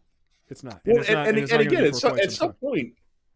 at some point, like, you have to just lay it on the people that live there as well. Like, the Abbott administration for the last 4 years has been fucking awful. Like, between like the power grid issues that they've had there, and just the general infrastructure, the way things are rolling in Texas, and then you had the Uvalde shooting and the response to that, and everything we've learned about that since then. Like, his administration's been a clusterfuck. It's awful. And if if you're a citizen of Texas, whether you're Democrat or Republican, and you go to the polls and be like, I think we should give this guy a 3rd term in office because he's doing a great fucking job, you reap what you sow at some point. Hope you don't see another deep freeze next January, or you're fucked 5 ways through Sunday. Hope you and your family make it through okay. But stop voting for fucking morons. How about that? Yeah. I don't get Texas. John, the Gary Hart line. Oh, I know Texas. Yeah, that's such a great fucking quote. It's accurate. Just, we didn't mention this, but Mara Healey is now the nation's first openly lesbian governor, Massachusetts. Cool. Rock and roll, man. That's great.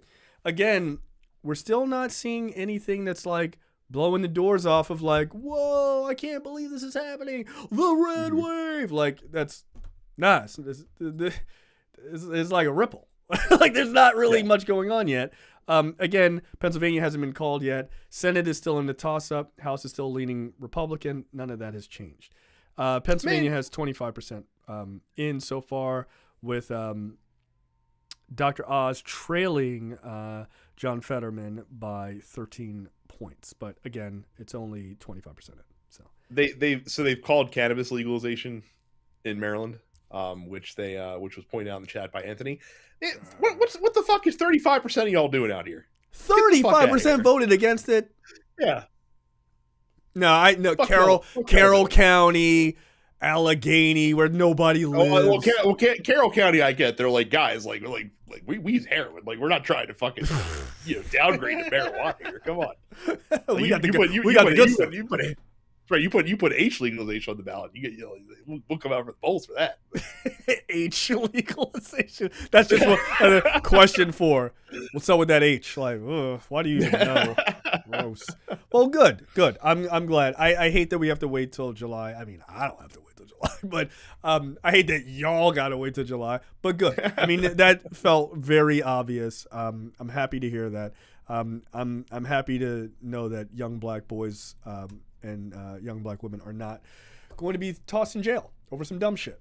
So that's and look, of a lot of states where a lot of black-owned businesses could spring up and prosper in the wake of this. Like Maryland would definitely be one of those ones for sure. So, dude, I have my stepdad was like, you guys should do that. Like, talking to me and my brother, he was like, why don't you guys open a dispensary? And I'm like, one, I don't know the weed game. My brother's like, no, I got it. I'm like, all right. You know this way better than I do. You know this way better than I do. I mean, we could just start co-branding like weed and selling it through like a web store, like the InfoWars of the left. The Thugs of News weed dispensary. Think about it. That's not bad. That's not a bad idea. Cop a thug could be our slogan. I don't hate it. I don't hate it. See, that's why weed needs to be legal everywhere, because then you could just sell it nationally, right? Like, you have to sell some like shitty Delta 8 nonsense to states that fucked up the farm bill. That's true. So, yeah. So look, man, things are going as expected so far. Yeah, as expected. Not too crazy. Republicans right now have 82 seats in the House. Democrats have 47. I think it's just because Democrats have way more seats up this year. Well, actually, no, everyone's up. But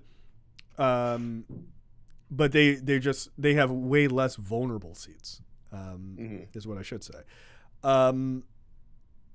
Michael Bennet, with 43% of the vote in, is leading as a Democrat. That's likely to go to him in the for the Senate seat. So that looks good. I got to tell you, I haven't looked at polling, but I'm very interested to see how the Senate race goes in Utah. I kind of want to see where Evan McMullin drops out, or where he falls in. Yeah, I mean, like he's been giving Mike Lee the business, man. Like he's been giving the business, but I feel like it's in this kind of the same way that Charles Booker was giving Rand Paul the business. You know what I mean? So again, like, I don't think Evan McMullin's going to win that race. I think that it is a good showing if he can keep it close, like within 5 points. I think that's a good showing for him. Yeah, absolutely. KL, stop looking at the minute-to-minute polling in Georgia. It's not going to get decided tonight anyway. Yeah, it's not. Don't worry about it, buddy. And just keep in mind, Fulton County, where Atlanta is, where Black Mecca, let's get real, or Wakanda as they've been referring to it, which is like, it's fairly true. Have you ever been to Atlanta? You've been to Atlanta, right? I have been to Atlanta. Yes. I mean, it kind of is like if it wasn't in Georgia, I would move there. Like I would. Like, I feel like it would be I've been there before. It's a great city. It's fun. It's just a really cool place. It's good to see black people doing well. But it's in Georgia, and I'm like, I need y'all to go blue first, and then like maybe I'll come down there. Because I'm not dealing with 6-hour voting lines. Like, I'm from Maryland, dude. I'm used to it taking 15 minutes. Too hot. It's too hot. It's hot. It's hot enough where we live. I'm not trying to be in a place where it's hotter. Yeah, but it's hotter longer, and that's what I'm about. Like, if I move again, I'm not moving anywhere cold. Like, I've got one place that like I may consider. But like, that's out of the country. Like, deuces. Like, I guess I'll just have to start to like hockey or whatever. But yeah, that's the other way. Yeah.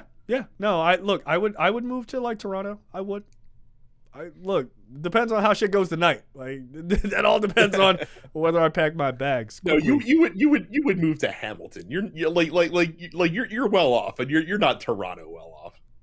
Yeah, that's probably true. I don't have Toronto money.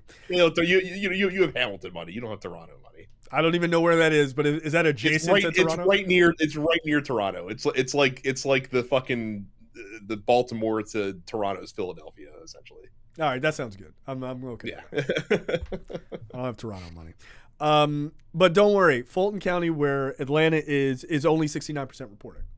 That's the big jewel, man. And right now, Raphael Warnock is walking away with fucking Fulton County at 234,650 votes versus Herschel Walker's 71,305. That is, wait, I'm a Vancouver guy? No, I've been to. Jay is not a Vancouver guy. Incidentally, he's actually right. My wife and I did our honeymoon in Vancouver. Like we did. It's beautiful there. Yeah. It was beautiful. I really liked it there. It's like little Japan. It's kind of weird. Duke, you're from Canada. How the fuck can you be like? What the fuck is a Vancouver Montrealer? Those are on polar opposites, spectrums. Duke knows what he's talking about. Shout out to him. He knew. Let us pray. That's funny. So yeah, man. I think things are going really well. Not really well, but I think things are less crazy as Republicans wanted them to be, which to me, them having a fit over it, that makes me really happy. Like if nothing else. See? Oh, Anthony said Spanberger came back? What? Is that true? What? Oh shit, son. Hang on now. Hold for confirmation. That's Virginia, isn't it? Yep. MSNBC still has her down about a point right now. So yeah, I've got her down 2 points, but yeah, all right. Well, we'll wait and see. That's interesting. Virginia's so fucking weird, man. It is. It's a fucking super weird state. Well, it's because Northern Virginia is like reasonable, and then Southern Virginia is unreasonable. Like, they also like they just like that. Wasn't that the fucking that was the state legislature that I think in 2017 literally had to have one of the seats decided via coin flip. Yeah, because it was literally tied. Yeah, it was literally tied, and then we lost a coin flip on that. It's bullshit. Right.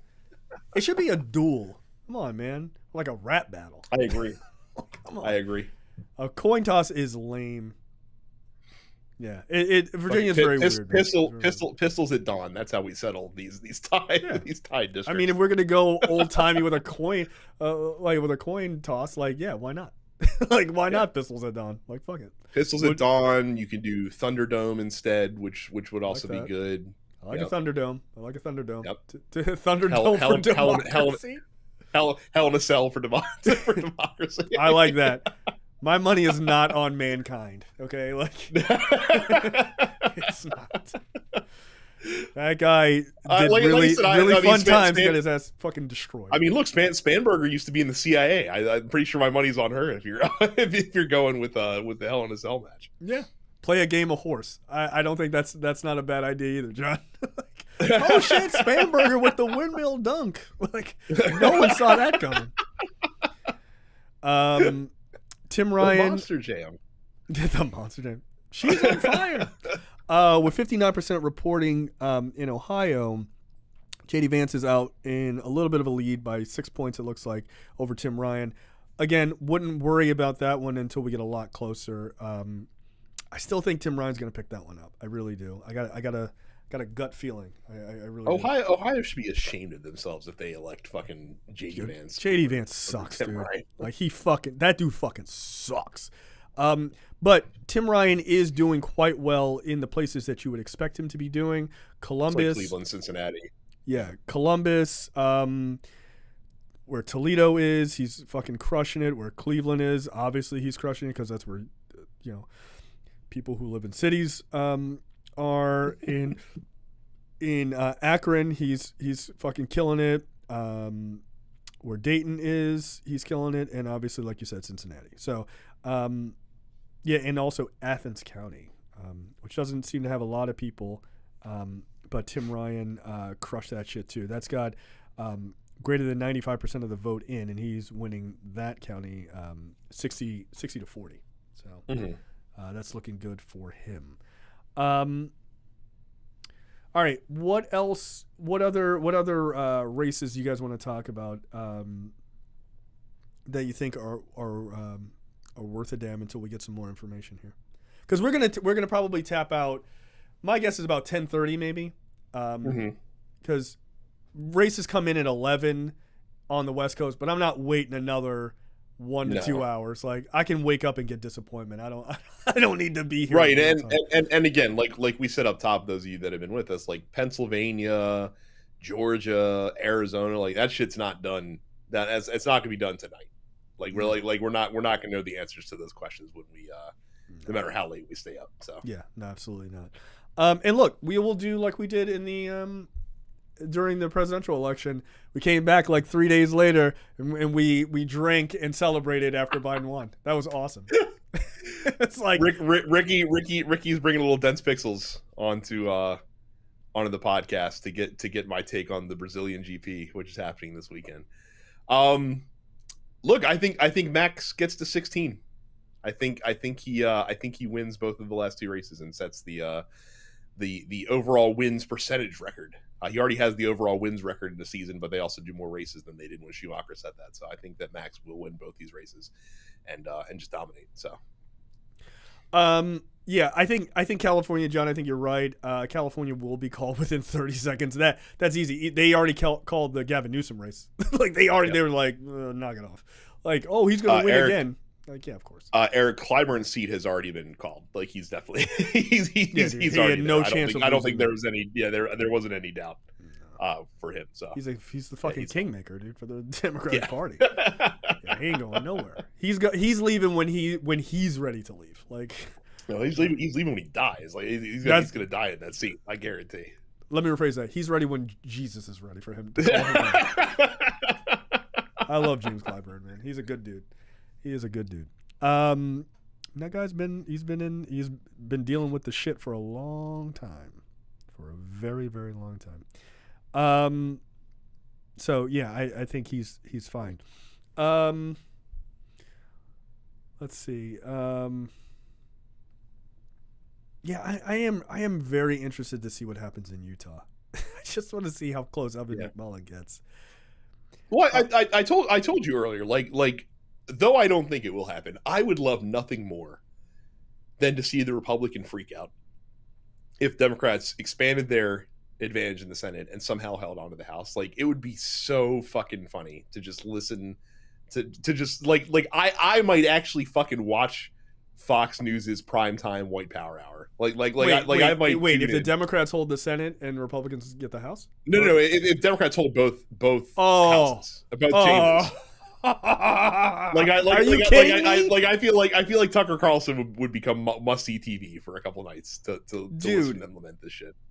You could literally watch Fox News and Tucker Carlson specifically fomenting revolution live on television. They'd be like, "We have to do something. This is not fair." I'd probably call the FBI. I'm like, this. Like, I'm watching this show and this seems illegal. Like they're talking about plotting a coup in the open. There's a guy on TV right now. He's on TV. No, I think they would lose their minds. They would lose their minds. Oh my God. Yeah, I would take off tomorrow. I would not. I'm working from home, but I would just be like, I'm not even opening my laptop. I just want to watch cable news all day to watch the disaster. Like, you would watch CNN, be like, "Wow, that's super interesting." MSNBC would be high-fiving each other the entire time, and Fox News would be like, they would just be doing the fucking scene from Commando. They'd just be like putting the paint on their face. They're like, "Let's fucking go. We're going to DC." Anthony's right. That would be the Tucker Carlson Joker origin story. Like, he would literally become the Joker if that were to happen. Until he had a stroke on air. Look, Gerald says N bombs over Baghdad. Yeah, dude, they would lose it. They'd be like, nah, yo, like, enough of this. They're like, we need it. They would be calling for a January 6th. They'd be like, where are the Oath Keepers? They're on trial for sedition. Yeah, they're going to jail probably. So for a long you might want to find a new group. Yeah. Go find me. What are those assholes? The 3%ers or whatever the fuck. Oh yeah, the they're fuck another. they call themselves. Yeah, they're another one.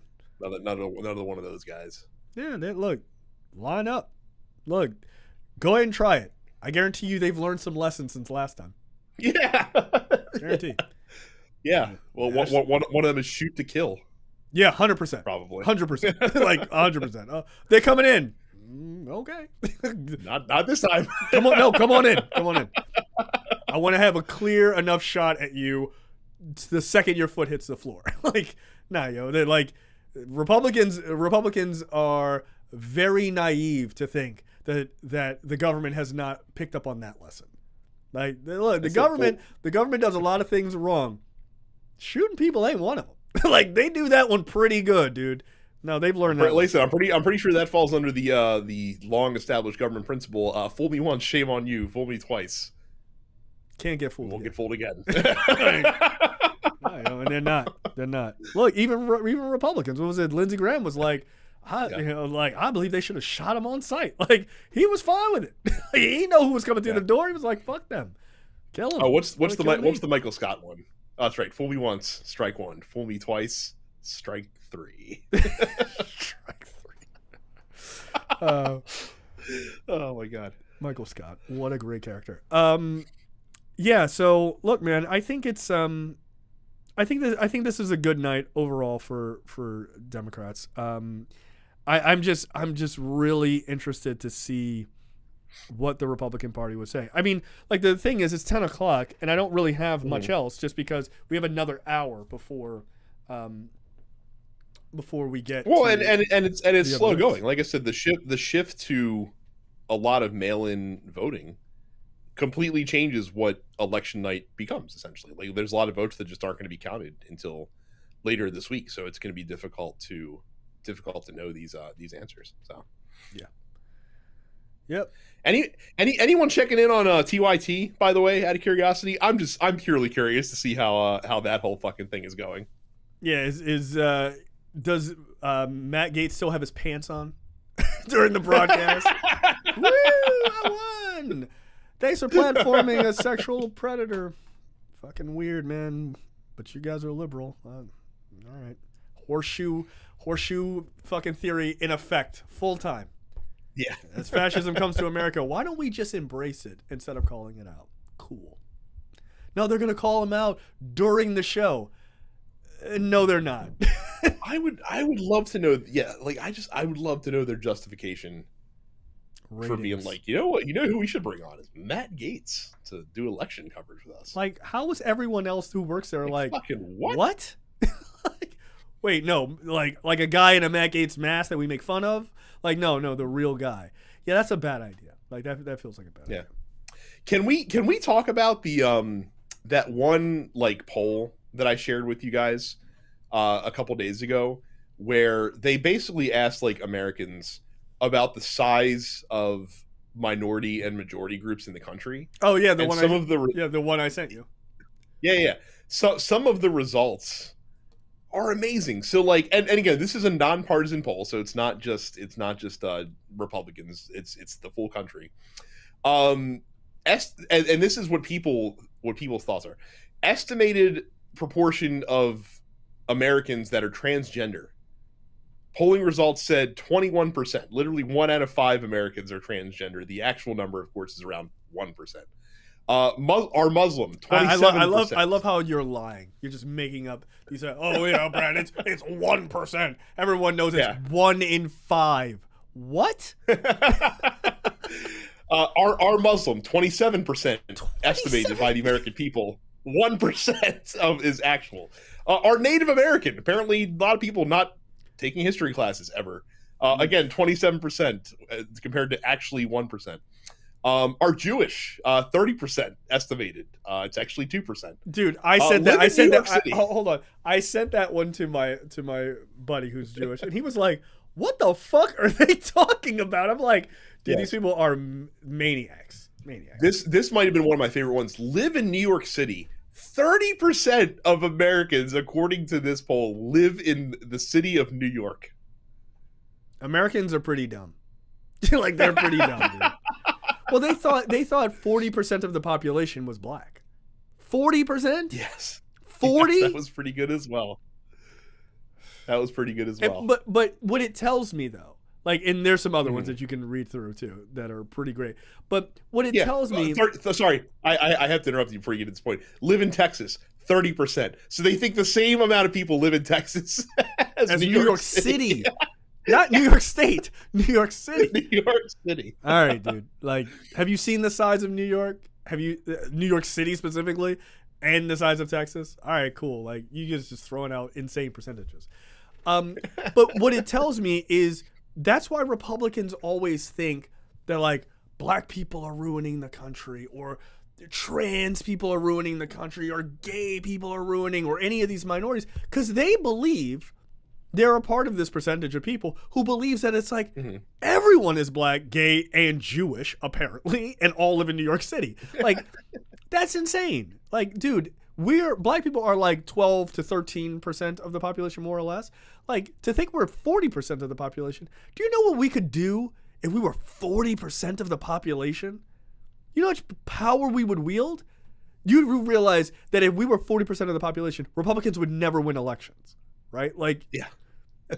What are you talking about? Like, that's insane. John makes a great point. You can't find 20% of trans population in MMO avatars, let alone reality. Right? Like, what the fuck, dude? Like, that shit is wild, man. That was eye-opening to me. I was like, wow, Americans really have no idea what's going on in their own country.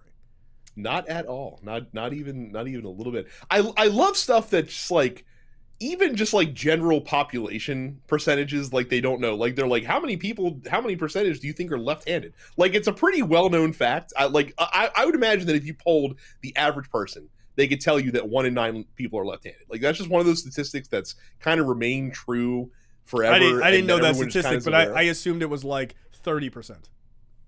No, well, then you would be like these idiots, Jay, because they're like 34% are left-handed. No, it's 11%. It's 1 in 9. Like, it's always been 1 in 9. Here's the thing. I just assume those people are all witches and demon worshippers. So, like, whatever. Who cares?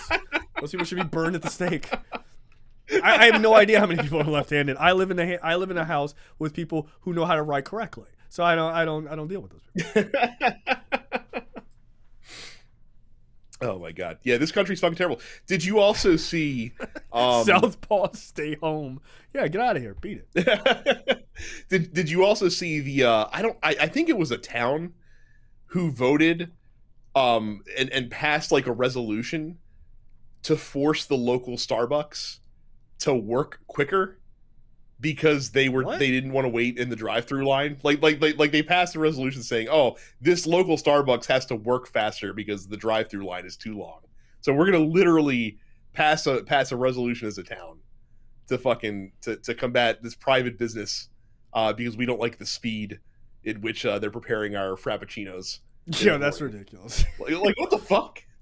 That's insane. By the way, there's some left-handed people in the chat who are pissed about our slander. Listen. It's not our fault. It's not our fault that you guys have a deformity. It's not our fault. It's your fault. Learn to write the correct way. No, it's actually funny. A guy I work with is he's from he was originally born in Uzbekistan, right? And there was a whole thing about people who wrote with their left hand.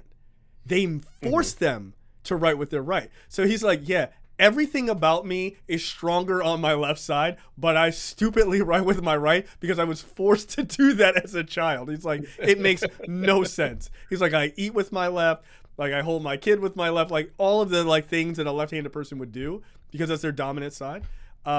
No, like he's like, no, they were just classic Russian bullshit. They were just like, no, you're gonna be on the right hand side.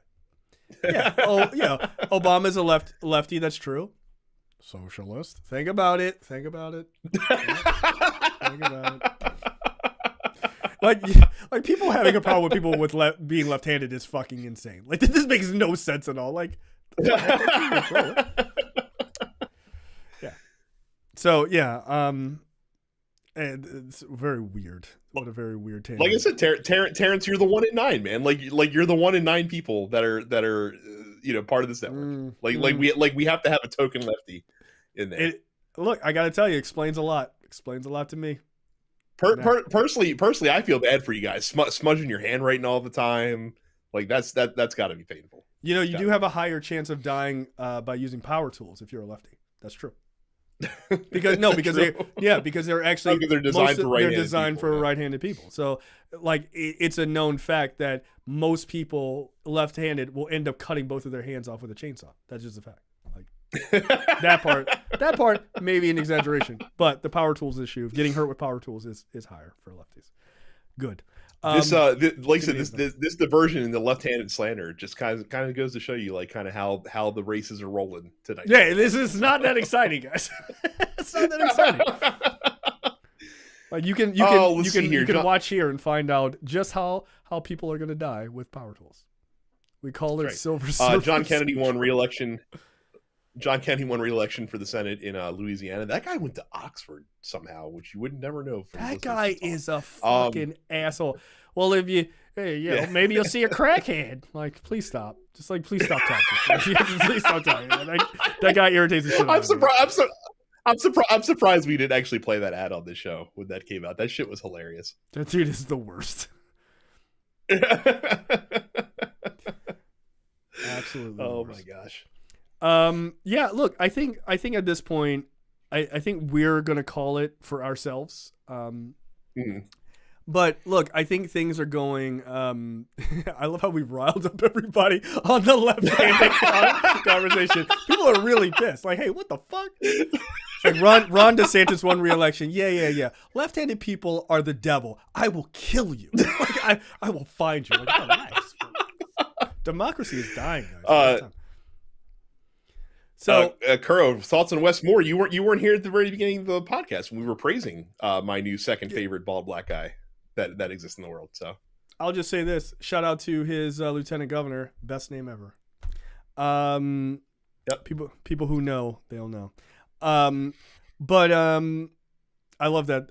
That's going to be a name that people know. It's awesome. So yeah, look, Wes Moore.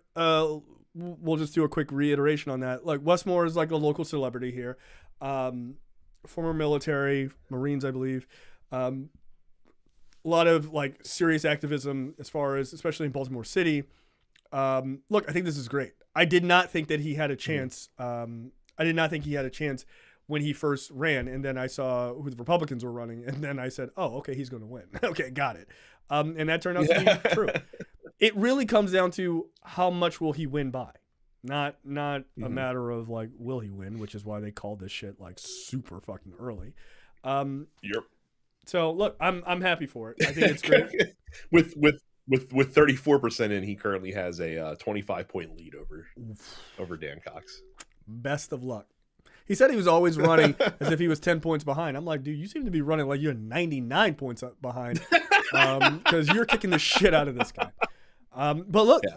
I was driving my daughter to work, or excuse me, to school today, and it was a Wes Moore bus driving around the corner with a bunch of Wes Moore people on the corner, fucking like hyped up, like on this like very busy corner where like everybody. Well, again, as Marylanders, we're just excited to see some of these bills that got stymied by Hogan over the past 8 years finally get pushed through. Like I'd be curious to see if they revisit the light rail expansion, which the red line, the red line expansion, which got killed.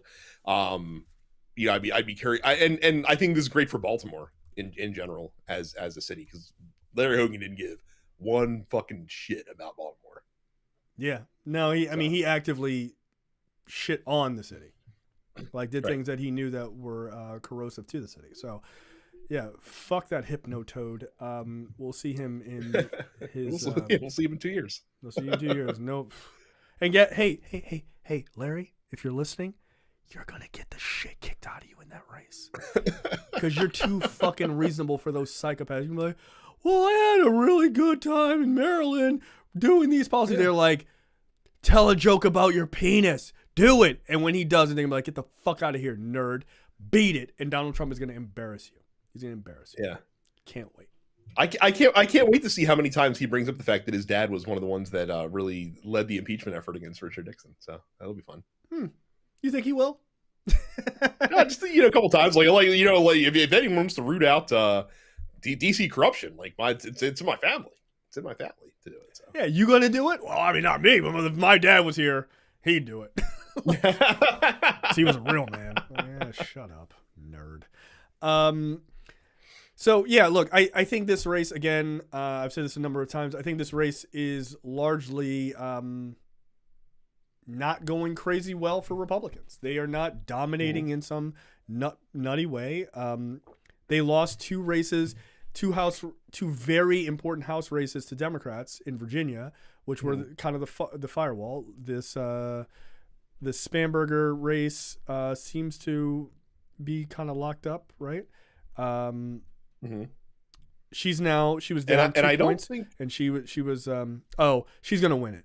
It's Abigail Spanberger's up 51% to 49, with greater than 95% of the vote in. She's likely to take that. So yep. And I don't think I don't think any flips have happened yet in the Senate races. I'm looking at the map right now, and yeah, I don't see any any flipped seats so far that have been called. So no, so that's where things will get hairy overnight and into the next couple of days. But look, if these races start coming back, once we have a full understanding of what is happening in the Senate and the House, we will come back and do a show and talk about that, right? Because that's probably not going to be for another couple of days, but that'll be a short show, like 30-40 minutes.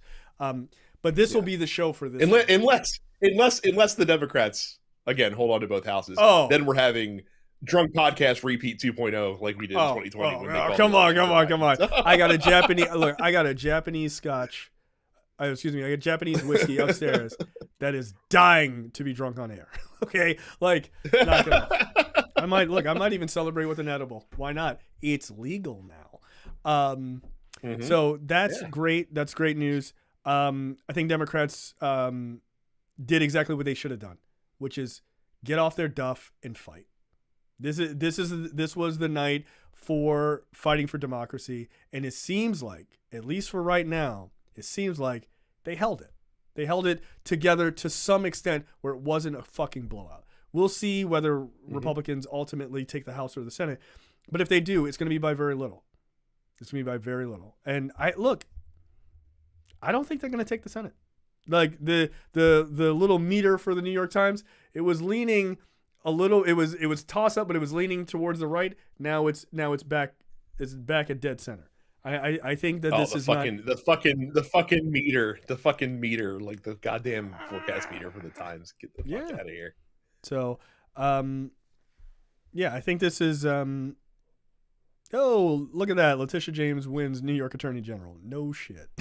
Shocking. I didn't realize she was running. So, how's the New York governor's race going? Actually, that is one that I'm curious about.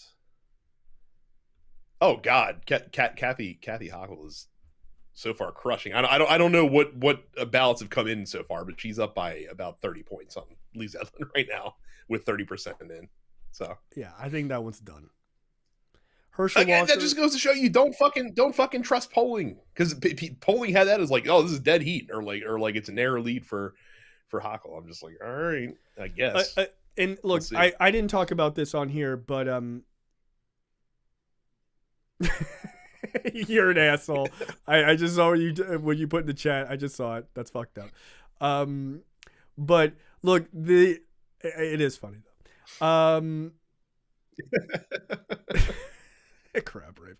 Oh, AOC won a race, as she should. I hope she should have won about 30 fucking points. I don't think there's not too much surprise there. Yeah. Oh my God. Yeah. Sure. No, you know what's surprising? Republicans running anyone.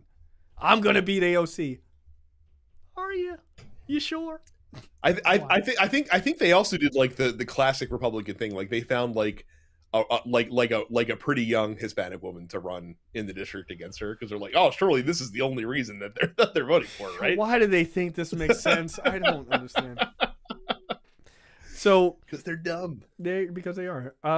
So the one thing about polling this year there was a New York Times article or Washington Post article. I can't remember, but I shared it with you and Andy. Yes, Mark Kelly is up. That's still way too early, dude. That's still way too early. I'm hoping for Mark Kelly to win that. He should. He deserves to go back. Oh, but Arizona's already 40% in, actually.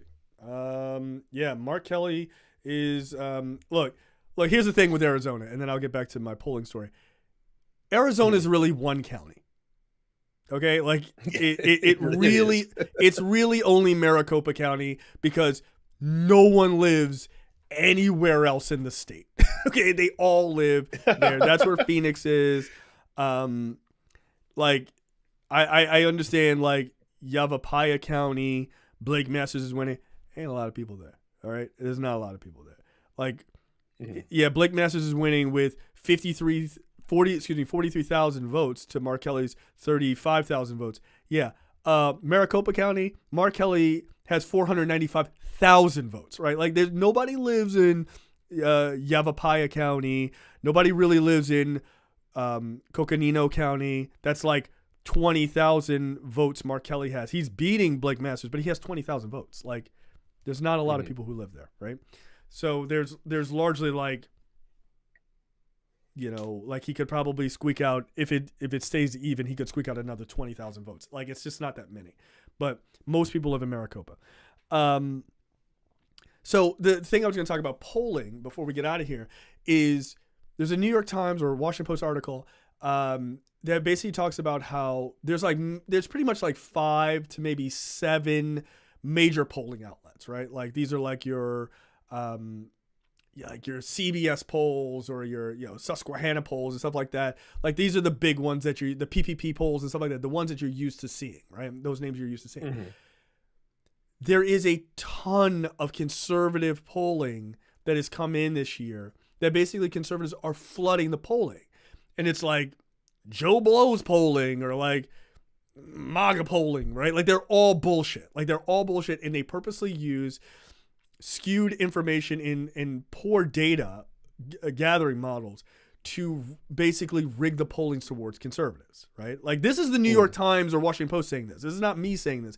This is them saying like they lean heavily towards conservatives. And like the big outlets, these like 5 to 7 big outlets, they haven't done nearly that much polling, right? So like when you see, oh, Georgia shows like this race is like running away, like Brian Kemp's got 30 points above or whatever, like just know that most of those polls are from these conservative polls, right? Like these polls make Rasmussen look reasonable. And we all know Rasmussen is not a reasonable polling outlet. So just keep that in mind when you're seeing polling. My guess, I don't know this, but my guess, and I think you probably would agree, Brad, is that Republicans are flooding all of these bullshit polls so that they can say the polling was with us, but we lost. Mm-hmm. So the game is rigged. Or so something's fucked up. Yeah. Right. So but like the last, but look, you're talking about 538. They also have those polls in there. So you also have to, they grade the polls, but they're still there. They're still, they weight them, right? Like, so if you're an A+ poll, you're weighted heavier than a C grade poll, but that C or D grade poll is still weighed. So when you have 15 D or C grade polls, that does skew things, and that's what they're doing. So let me see if I can actually find that, and I'll throw the article in the chat. It's actually really interesting. Okay. Go ahead, Brad. While you're looking for that, I did want to check in on a look forward. Someone we talked about a couple weeks ago, Mike Itkes in New York's 12th district, the porn star. Yeah, porn star representative. Did he win? Currently running strong with 0.2% of the vote in that district. I guess he's not going to last too long tonight either. I gotta watch that video. I want to see. Do you have to watch that video? I gotta watch it. I don't know if you have to watch that video. I feel like I have to watch it for the lulz. Okay, like I feel like I gotta watch it. Yeah.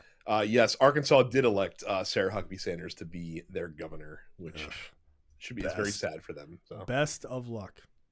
Best of fucking luck.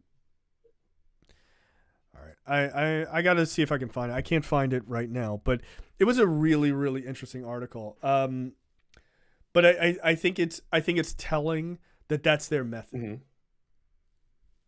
So yeah, I mean, it's, and again, like that's to paraphrase Steve Bannon, like fucking flood the zone with shit, and it's quite literally what it is. It's quite literally yeah. what it is. So. And look, and it's working. It's a shitty move, but it's a smart move, right? Like if you're gonna do something like this, and you're gonna try to fuck with people's perception of the race, yeah, that's a really good way to do it. Like it's a pretty smart way. Again, it's a shitty thing to do, but it's a smart move. Yeah, I'm trying to find that fucking article. I sent it to you, dorks. Oh, you can share it in the Discord once we're out of here. So, all right. So I think that's it. Yeah. Look again. What red wave? Where is it? Where is it? Maybe I'll grow to regret that. I don't know, but I don't think it's there. I mean, yeah. And again, to be clear, like according to, I think New York Times says that Republicans have gained like a net gain of 6 seats so far in the House. Mm-hmm. And again, a lot of the close races that we're going to be keeping an eye on are further out west, and we won't really get good insight to them until tomorrow morning. So like, Arizona, Nevada, California, shit like that. Well, actually, not really California. There's a couple of house districts in California to keep an eye on, but not anything statewide. But we'll see. But yeah, we won't know a lot of this stuff for a couple of days, like I've been saying throughout this show. So just keep your ear down and don't buy into Republican bullshit, because they're going to start squawking tonight about this stuff. So stop the count. I wouldn't be surprised if we got another Truth Social post from the man himself tonight. So I wouldn't be surprised. By the way, the second this is all figured out, all the races and who controls the House and Senate, he's announcing day one. Mm-hmm. The second that shit comes out, if they announce it like it's official on Tuesday that here's the House and the Senate makeup, Wednesday he will announce. 100%. He'll give you one day to concentrate on that, and then it's it. I wonder who convinced him to not say anything until after the election was over, because somebody did. Apparently, like there were a lot of people who had to, because he was just like he was ready to fucking blurt that shit out. Well, no, we might have to wait a month, because again, Georgia might not be decided until next month. So, and Lord knows they don't want him out there in front of the Georgia election. I do. Like, I do. Like, as Black Adam would say, I do. Yeah. Like, no, please, by all means. Shout out to Terrence. For some odd reason, in my continuous quest for knowledge, I took it upon myself to watch that video. He's talking about the porn video. He probably never pleased a woman a day in his life. That's Terrence, sad. thank you for taking the bullet for the rest of us to do the research. No, I think she might have taken the bullet for the rest of us. Very small. Maybe a 38 special, or not so special, if we're being honest. Sad. What will be higher, his decimal point percentage finish in the race, or the I think they're both probably macro numbers. To be or micro numbers. If I'm being honest, I think it's bad. It's looking bad either way for this guy.